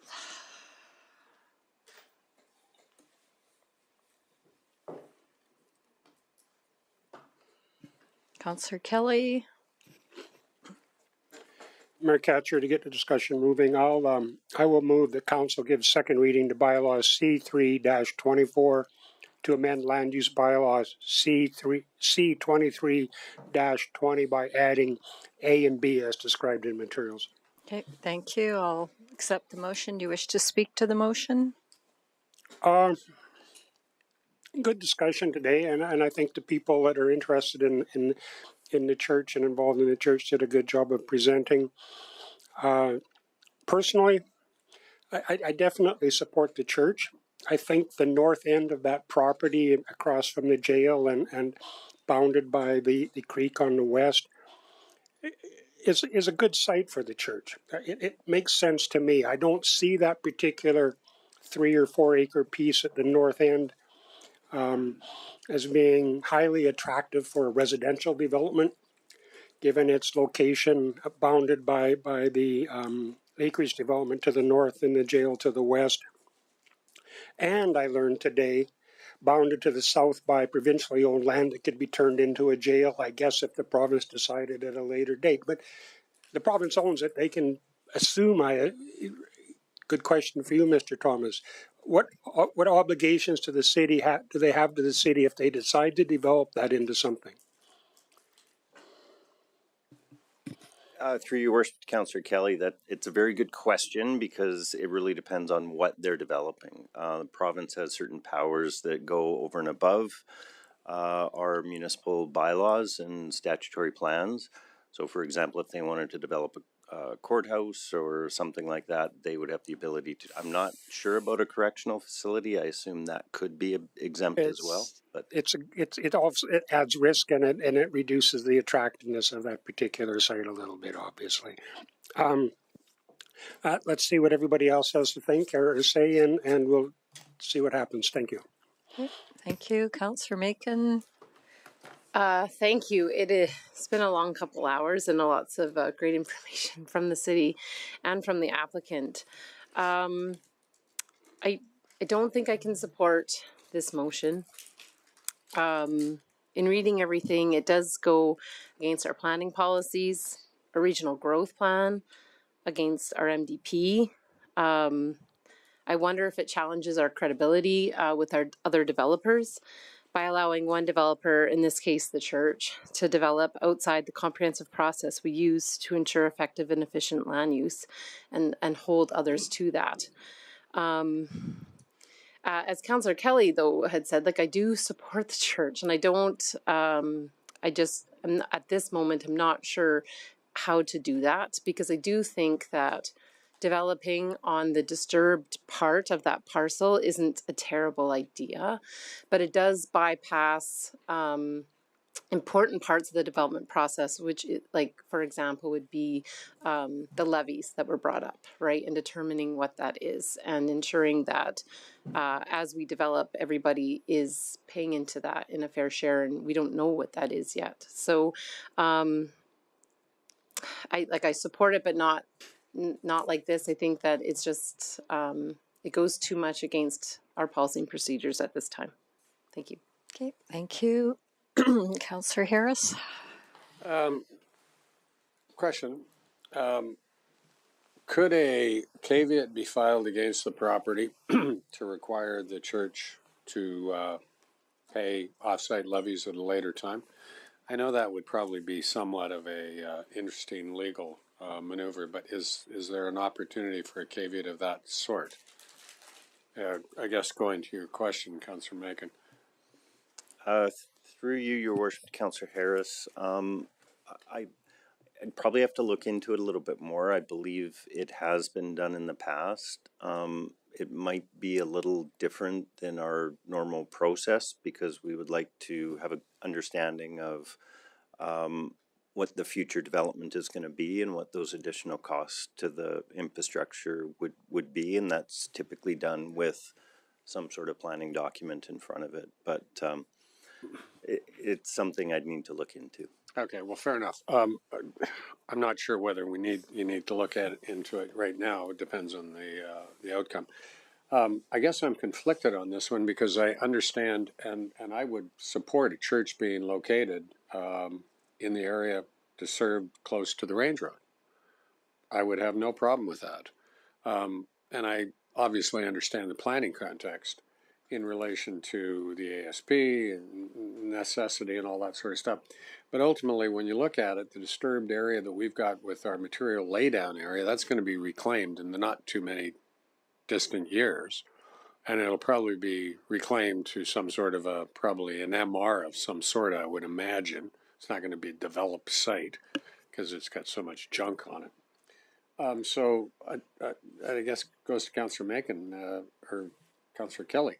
I don't have a problem with a church in that location. It's probably a good location because anything to the south could conceivably be developed within an ASP planning process that makes a lot of sense. But by the same token, having previous planning experience, I understand the need to follow a regime that ultimately is consistent and goes to your point, Councillor Macon, that other developers would, we'd be creating a dangerous precedent. Which would be somewhat problematic. And we don't know what the church would be contemplating for the balance of the site. And so that lack of certainty in terms of what would happen there would cause some concern. So I'm conflicted. I doubt if there's anybody up here that doesn't support the intention of the church in general terms. But the outcome is ultimately constrained by the fact that some due diligence has not been done in an appropriate manner, at an appropriate time. That's my major concern. Okay, thank you, Councillor Blizzard. Yeah.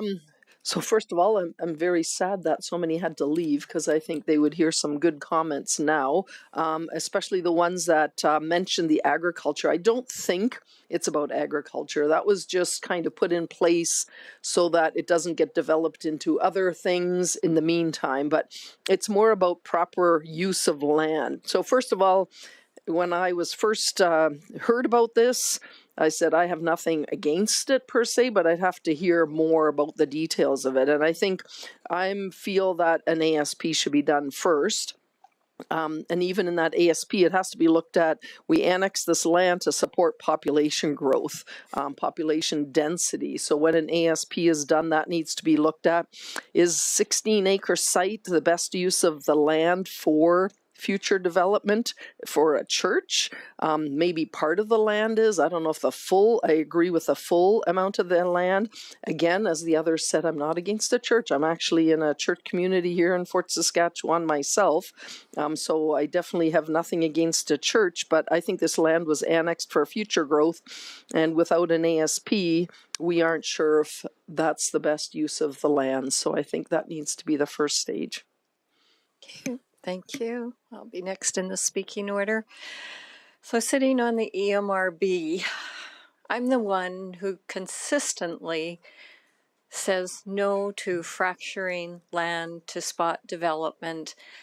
In the case of the Sturgeon Valley residential development, that one actually had to go to a special study area where it was actually agreed to by the City of Edmonton, the City of St. Albert, and the county, because it was kind of mixed between them. And this is right beside Strathcona County as well. So when it comes to fracturing land in the growth plan, that's one thing we do not support at the EMRB, you know, and we have to bring the area structure plans in. And I understand, even though you're talking about the home piece of this one would not require to go to a ref application, if the entire piece had to go to a ref application, I can guarantee it would not make it through the ref application. I'm sure you would say the same thing, that you know it wouldn't. I think I read that in your report. So we have planning processes in place for a reason, and it's to ensure that our future growth of the entire region, including Fort Saskatchewan and these one-off areas, are all done in a sequential contiguous pieces, that the roads are planned where one pipe ends, another pipe begins. And even through the growth plan, we no longer allow for new country residential, you know, the country subdivisions, because once again, they're non-contiguous and they don't have water and sewer necessarily brought into them. So, you know, for me, if I were to support this, I would be going against the actual principles of the Edmonton Metropolitan Growth Plan that I sit on and I have to vote on. So I fully support, we need churches in our community. Absolutely. We want to support churches in our community. We want them to be built and developed where they're going to be successful. But my feeling is, to buy a piece of land in a new annexed area without having due diligence done on it, it puts our council in a very awkward position, that now you're asking us to make decisions that could be precedent setting. Because I ask, what's the next little piece of land that somebody comes forward and says, well, I just want this little piece because it's a nice little piece. So for me, I live and die on my principles on this, and because I would have to vote against it at the EMRB, I can't support it here. But I do support that we need churches, that we want to support our people, we want to support food banks, we want to support children's services. Absolutely, that's what makes our community. But it has to be done with the proper policies and processes. So that's where I have to sit ethically. Thank you. Let's see in this. Let's see. I have to get into the order here because you're on round 2. Let's see. Okay. Okay. Let's see. I've got Blizzard. Okay. Councillor Kelly, you can have on debate. Perfect. Thank you. For lead services, if this motion were to fail, would it be appropriate or possible for a councillor to introduce a second motion germane to the subject? In fact, it's one of the alternatives given by administration, and refer it back to the question back to administration for another go round with the applicant. Just to clarify, you are asking if the motion is defeated, so the bylaw is not get passed, if there's another motion, if you can make another motion? Referral motion. Send this question back to administration. Well, my understanding, the bylaw is not passed, then the referral motion can be made. Okay, Mr. Fleming? Yes, Your Worship, probably not a referral motion, but you could make a follow-up motion that's germane too, I suppose. Okay, thank you. It wouldn't be referral, obviously, because the motion is dead.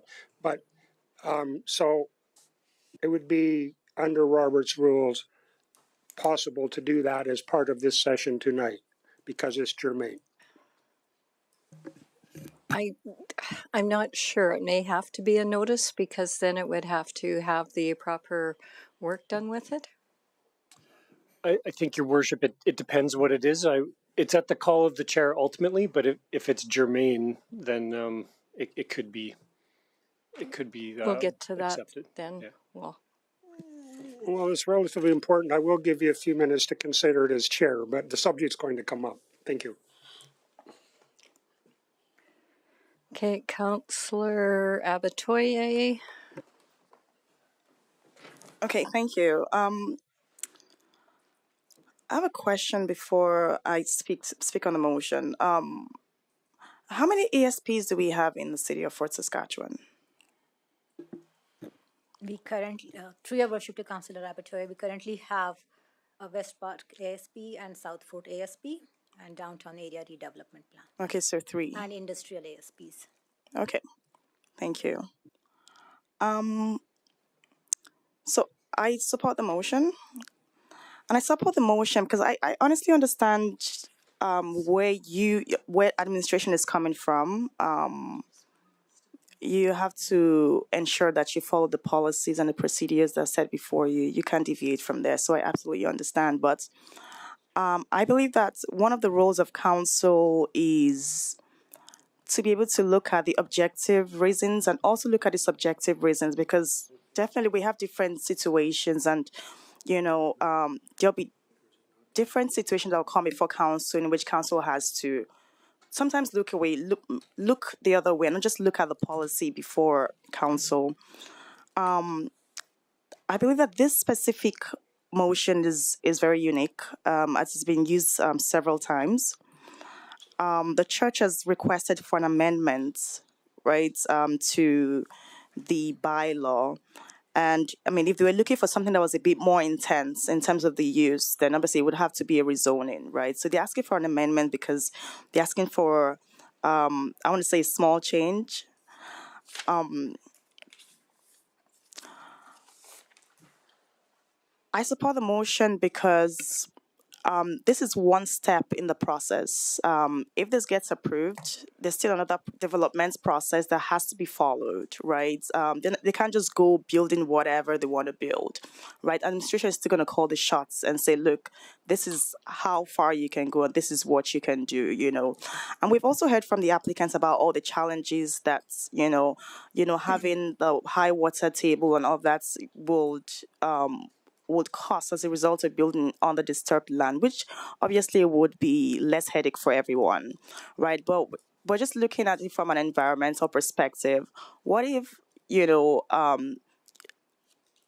approval is, okay, go ahead and build on this disturbed land, and then you come back and see that the regulations doesn't allow you, based on the current regulations, not, what was built back then, it doesn't allow you build on the land as you had expected, So I mean, we've heard from so many people today about and I appreciate what most of council have said, that they support the church, and you see the benefits of having the church around. And I agree that this is kind of going away from deviating from the policy, but that's one of council's jobs, to be able to look at things subjectively, right, and make decisions based on the situation before us. I think that's why we're here, because council has the power to do so. I support the motion. I think that's what the church is trying to do makes sense, as has been said. And I really hope that we can get the support that's, we need to make this pass. And I'm going to end it at that. Thank you. Okay, thank you. Okay, I've looked at the alternative motions. If it does fail, I would entertain another one as being germane. Okay. Councillor Nguyen. Yeah, thanks. I think we've had really good discussion here today, and thank you to the applicant for coming in, being well prepared and thorough in their presentation as well. I do agree with some of Councillor Abatoye's words that it is council's discretion to look at these types of applications and see it for what its merit entails. And it is certainly a very unique parcel of property. If we wait until an ASP is developed, I think that's indefinite into the future, and we're not going to see anything happen with this land for quite a long time.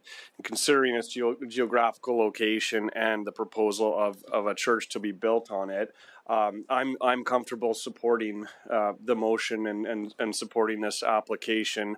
Although I do feel that it might fail, and we'll go to and one of the alternatives that administration has presented. So we'll see what happens. I will vote in favor of this and go from there. Okay, thank you. Councillor Kelly on close. Thank you. A question of admin, if you can.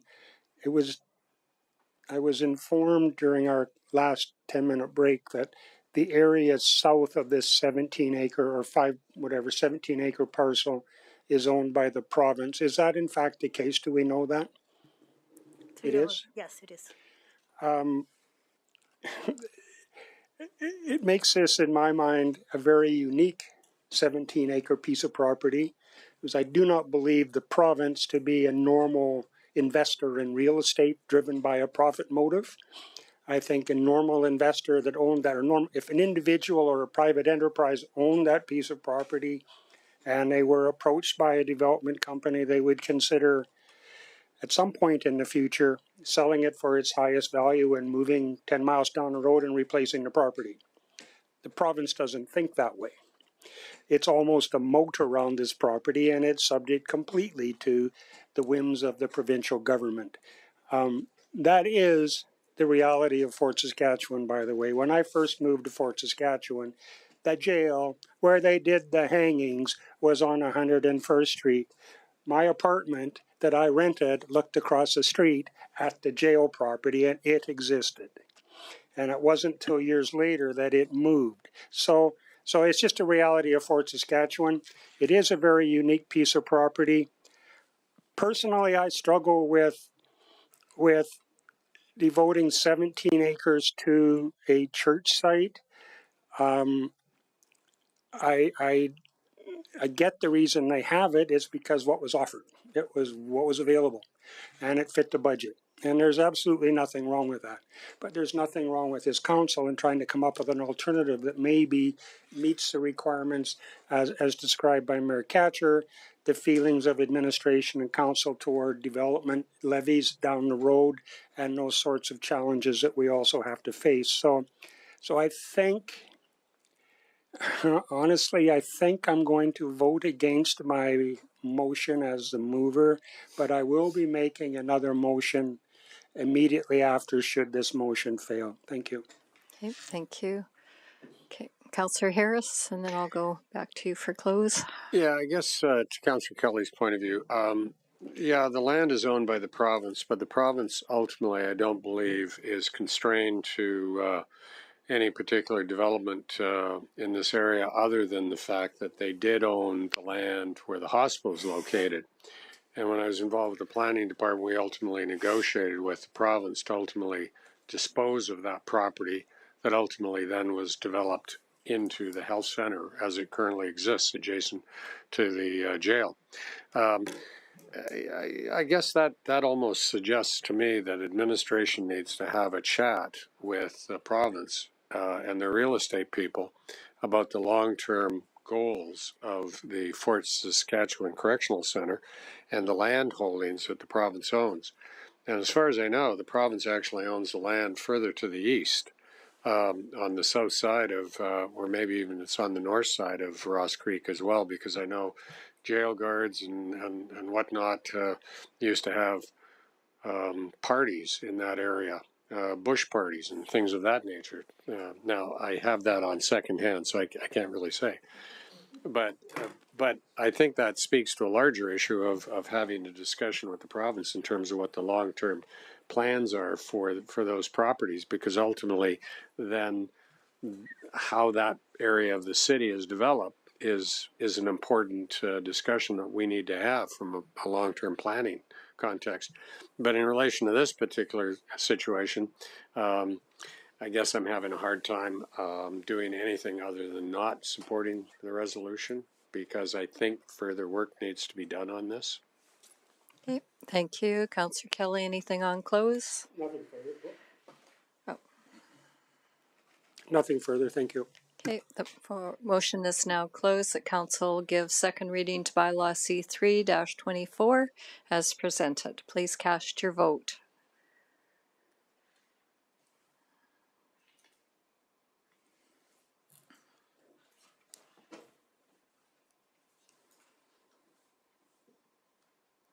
So the motion is defeated, so we do not go to third reading. Councillor Kelly, you had indicated you wanted to put on a motion that's germane to this. Thank you. Yes, I would move that council direct administration to continue work with the applicant to further refine the proposal in light of what they've refined the proposal, proposed land use amendments, and I'll leave that to motion and then describe it. It's option 2 or alternative 2 in our package. Thank you. Do you wish to speak to that motion? Yes, I will. I think council appreciates the concept of a church in that area. There's varying degrees of reluctance to have it in that area for varying reasons. Personally, I see it as a perfect option for the developed footprint portion of the land to the north end of that 17-acre parcel. I don't see that land as being desirable for any other purpose. I could be wrong. And if it is desirable for any other purpose, that's decades down the road, in my humble opinion. It also allows council to have a bit more discussion on this subject and see if it's worthwhile to the majority of council to send us back for one more kick at the cat, so to speak. So let's see what happens. Thank you. Okay, thank you. So the motion is open for discussion and debate and even questions. And I do have some questions on this. So because it was alternative number 2, if it were to go back to be refined, would administration also be looking at, because it's a piece once again, and we've got the old storage yard to the north and we've got Strathcona to the east, and so what would you be looking at if you were to go back and meet with them, and what would you be asking them for? To your worship, I think we would be asking for technical studies on that disturbed area to decide whether the water table is really high where the existing development is, whether that area is developable or not. I think that would be the starting point, and try to keep the footprint of the future development, as close to or within that disturbed area. Okay. And in redefining it, would it be talking to them about actually subdividing a piece of that off so that if an amendment did come forward in the future, that we're not at risk of the balance of that 13.4 piece? To your worship, I don't think the subdivision is required. We could do this through fundamental use provision. So again, adding this qualifier for this use, that this area, this development would be restricted to the area as shown in the map. So that's what could be added into the Agriculture General South District. So in the current motion, they had applied the FUP for the entire area.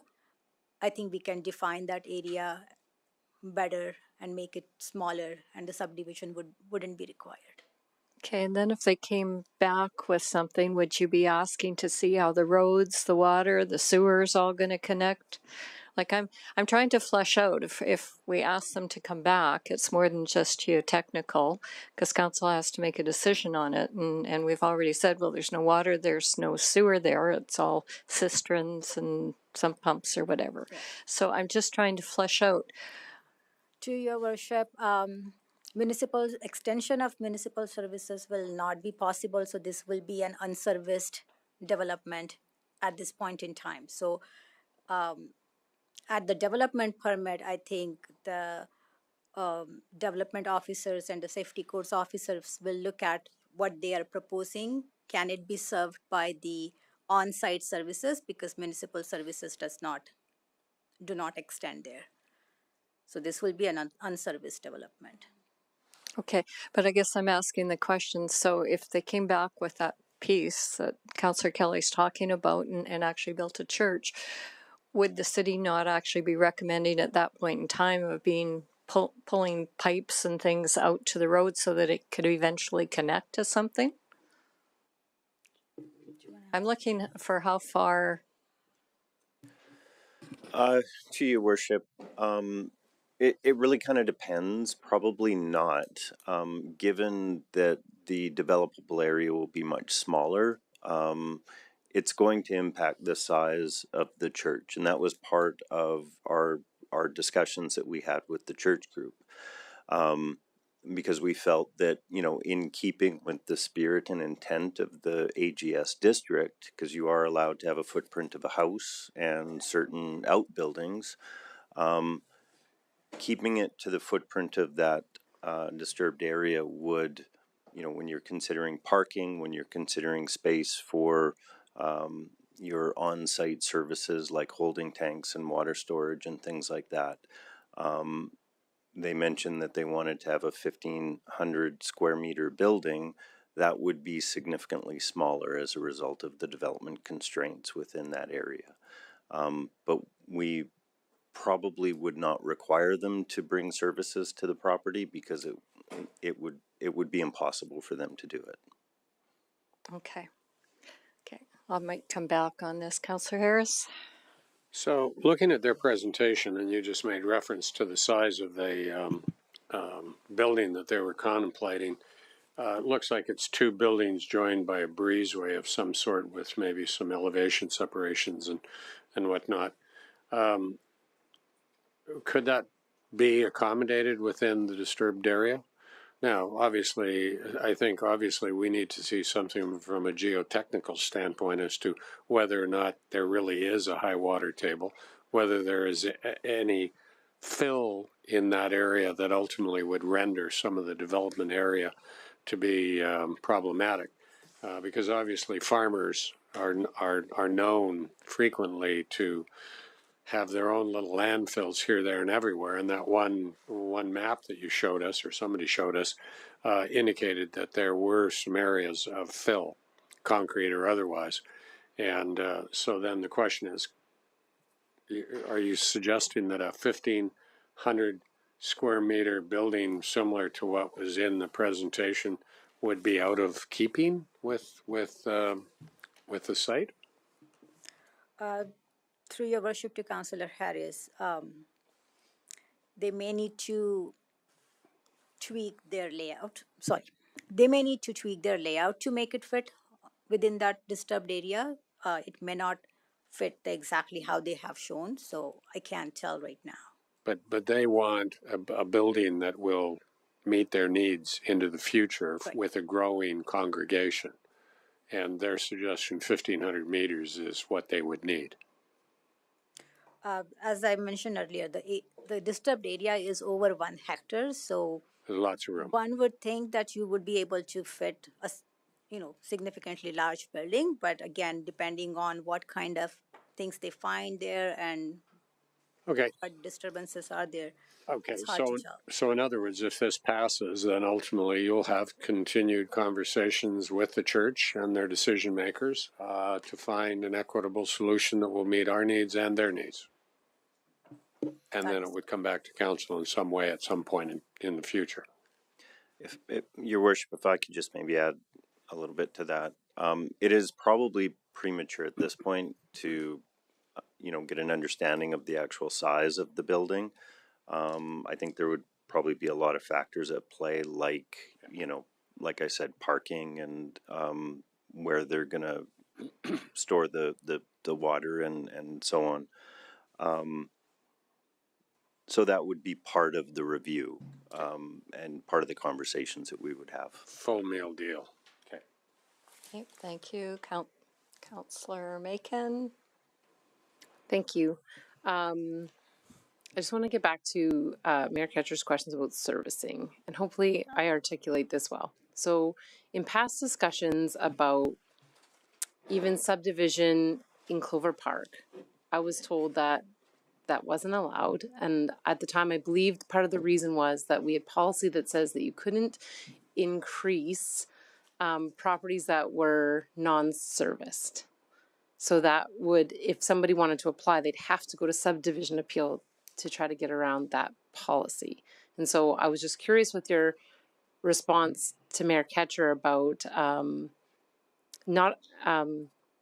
about allowing them to have that type of service. It's a church. It would be a much increased service than a house would hold.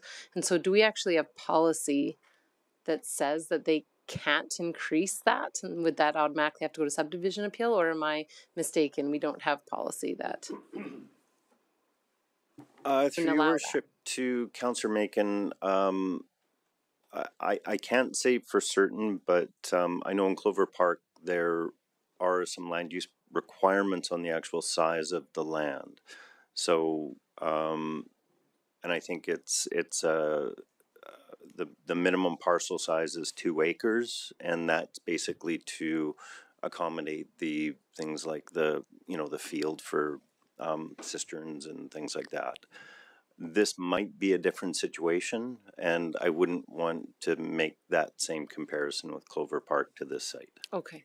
And if I could add to that, so when you're subdividing, you are creating additional lot that is unserviced.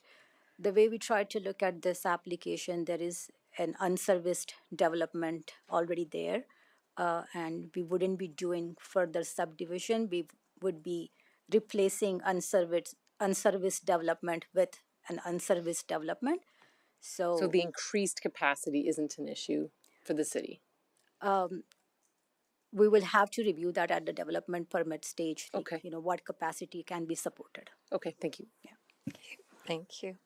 I'm just going to make a comment. So I can support this motion because even if it wasn't put on the table, they still have the right to come back to administration to have a conversation. So,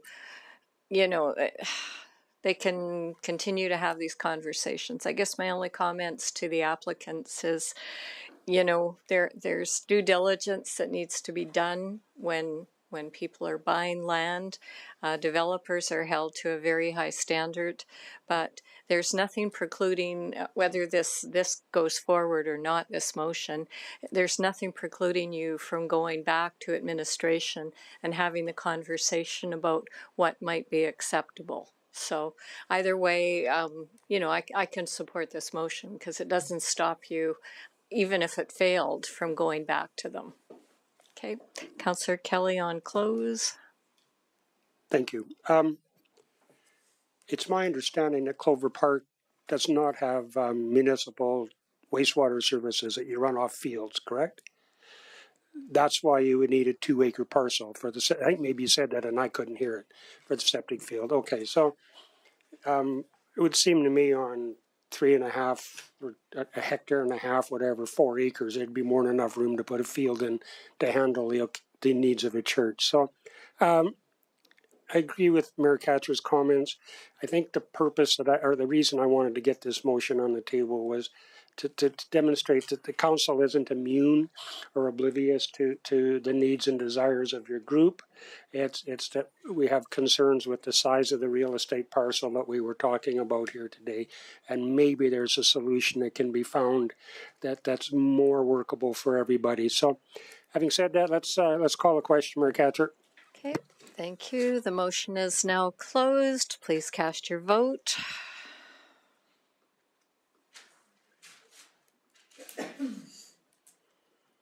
And that is carried unanimously. All right. So you'll look forward to having more conversations with the people involved. All right. Thank you. All right. We're going to move right along. Taryn's sitting back there. You've been so patient. And thank you for coming out. All right, so we're going on to bylaw C5-24, amending land use bylaw C2320 to redistrict lands in South Point, and its first reading.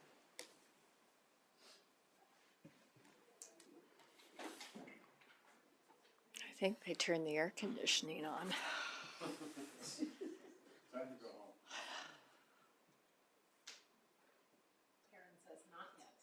Yeah.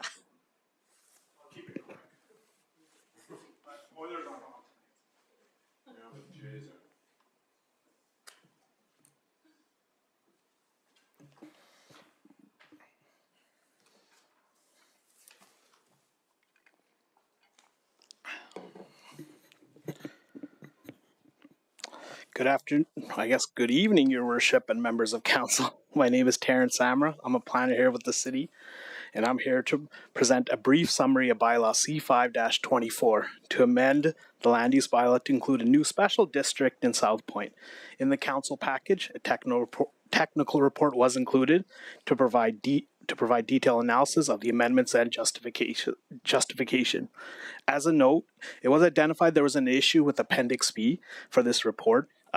Please refer to the maps in the presentation for accuracy.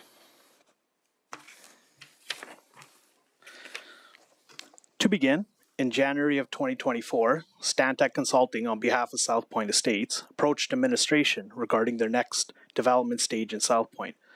They're proposing a unique neighborhood design that would provide 4 different housing options. Allowing for different housing options serves residents of different household sizes, lifestyles, and incomes, while supporting walkable neighborhoods and housing affordability. The benefit of mixed housing neighborhoods create an inclusive neighborhood designed to meet the broad range of household needs. To accommodate the mix of housing types, the developer proposed a new special district called SLDR, South Point Low Density Residential District. This district would only be used in South Point. The proposed redistricting site is an undeveloped part of South Point neighborhood. It is west of 94th Street and Sienna neighborhood and south of a stormwater management facility. The development connects directly to 94th Street and Ontario Road, and it is in proximity of South Point Boulevard, a collector road.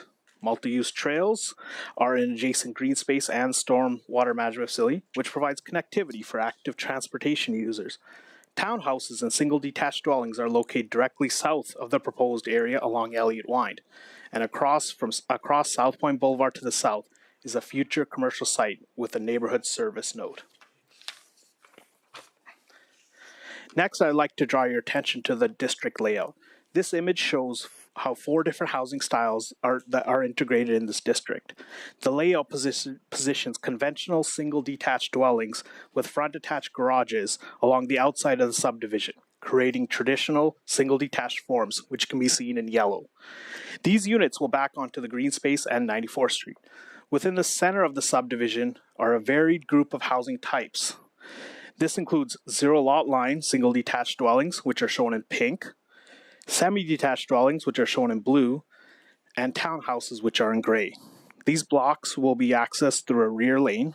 Additional characteristics in this district include reduced parking requirements for the townhouse product, and the zero lot line dwellings are required to provide a higher architectural standard on the front facade. Next, I want to speak to conformance with the city's planning documents. Does the purpose of the SLDR district align with the policies of Municipal Development Plan and the South Fort Area Structure Plan? As mentioned before, the SLDR district is creating a neighborhood that contains a mix of 4 different housing types, which will meet the broad needs of the community. This district provides more than just conventional single detached and semi-detached dwellings. There are other housing options for residents such as zero lot line houses and narrow townhouses. By integrating all these types of dwellings, the proposed SLDR district creates a neighborhood that provides housing diversity and market affordability, which is encouraged by the MDP and the South Fort Area Structure Plan. However, supporting policy within the South Fort Area Structure Plan does require an amendment to the outline plan. The South Fort ASP policy mentions that any non-conventional development, in this case which is the zero lot line dwellings, must be identified on the outline plan. Since outline plan amendments require council resolution, we'll bring this amendment forward at the next council meeting prior to second and third reading of bylaw C5-24. Based on the details of the proposed district, administration supports the amendment applications due to the policies of the MDP and the South Fort Area Structure Plan. The proposed special district demonstrates and aligns with the MDP policies through site design, housing diversity, street-oriented development, and through affordable, inclusive, and housing diversity for all residents. The proposed special district also aligns with the South Fort Area Structure Plan by providing a variety of lot sizes and housing forms, which provide choice for residents in the community and are compatible with existing and the proposed surrounding development. Should council give first reading to the bylaw, a public hearing will be advertised in the Fort Saskatchewan Record. Landowners within 100 meters of the proposed redistricting will be mailed a notice. A copy of the proposed bylaw will be available on the city's website, and the target date for the public hearing is May 14th, 2024. And at this time, I'd like to answer any questions that council may have for administration. Okay, well, any questions? Councillor Harris?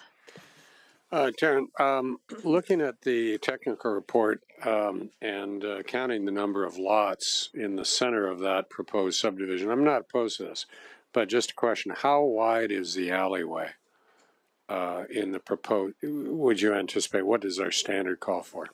Because the road is 18 meters. To your worship, Council Harris, that distance is 6 meters width. 6 meters. Yes. So let me ask you a question. Is 6 meters a reasonable carriageway, if you will, to service 69 individual development lots? Or 70, I may have miscounted. But counting the different types of housing in there. Would you anticipate any, and I'm not opposed to this, I'm just trying to understand whether or not that's a reasonable number of development lots to have onto the alleyway. Through your worship, councillors, by servicing, are you talking about like infrastructure servicing, or like for say residents to enter access? Like people are going to be coming in and out on the alleyway to get in. Obviously, there'll be some rear garages, I would imagine. That's correct. Do you have any concerns? Or is that acceptable?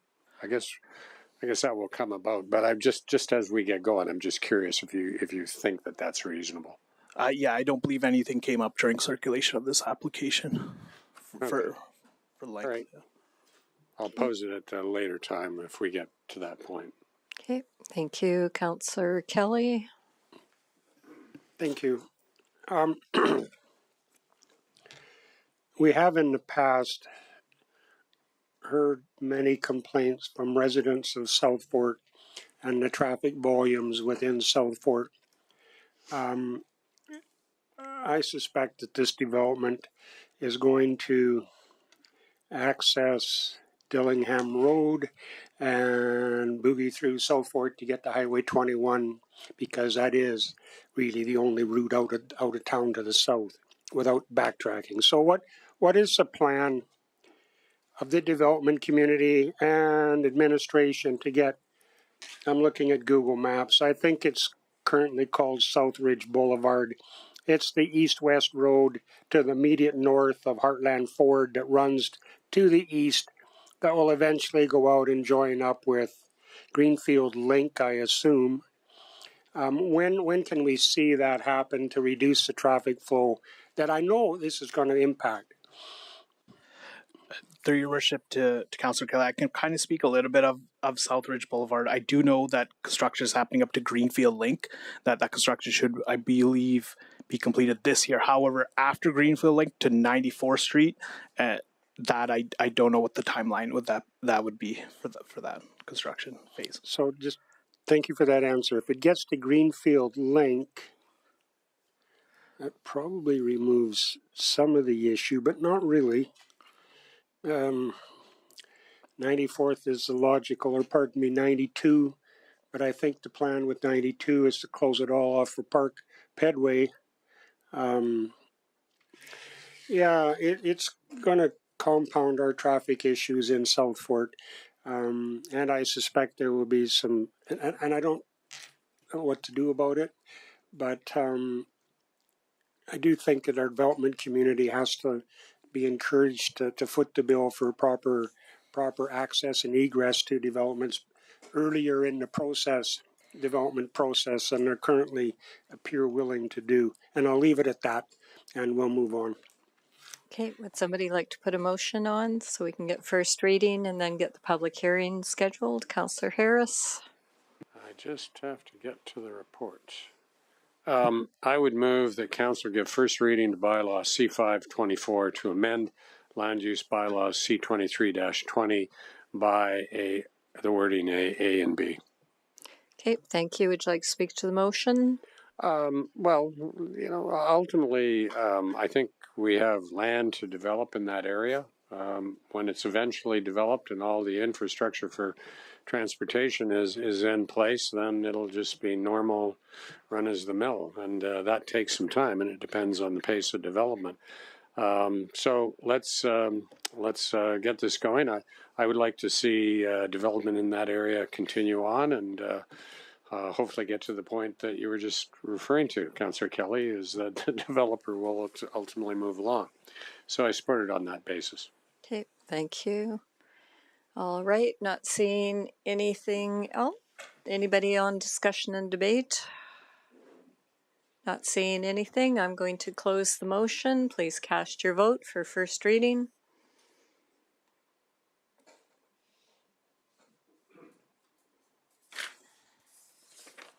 That is carried unanimously. Thank you very much. Are there any notice of motions? Thank you very much, Taryn. You've been very patient tonight. No notice of motions. Any points of interest? Not seeing any. Councillor inquiries to administration. All right, so don't hate me, but I do need a motion to go in camera for the reasons of FOIP. Councillor Macon. I'll make the motion that we move in camera for reasons covered under FOIP. Thank you. Please cast your vote.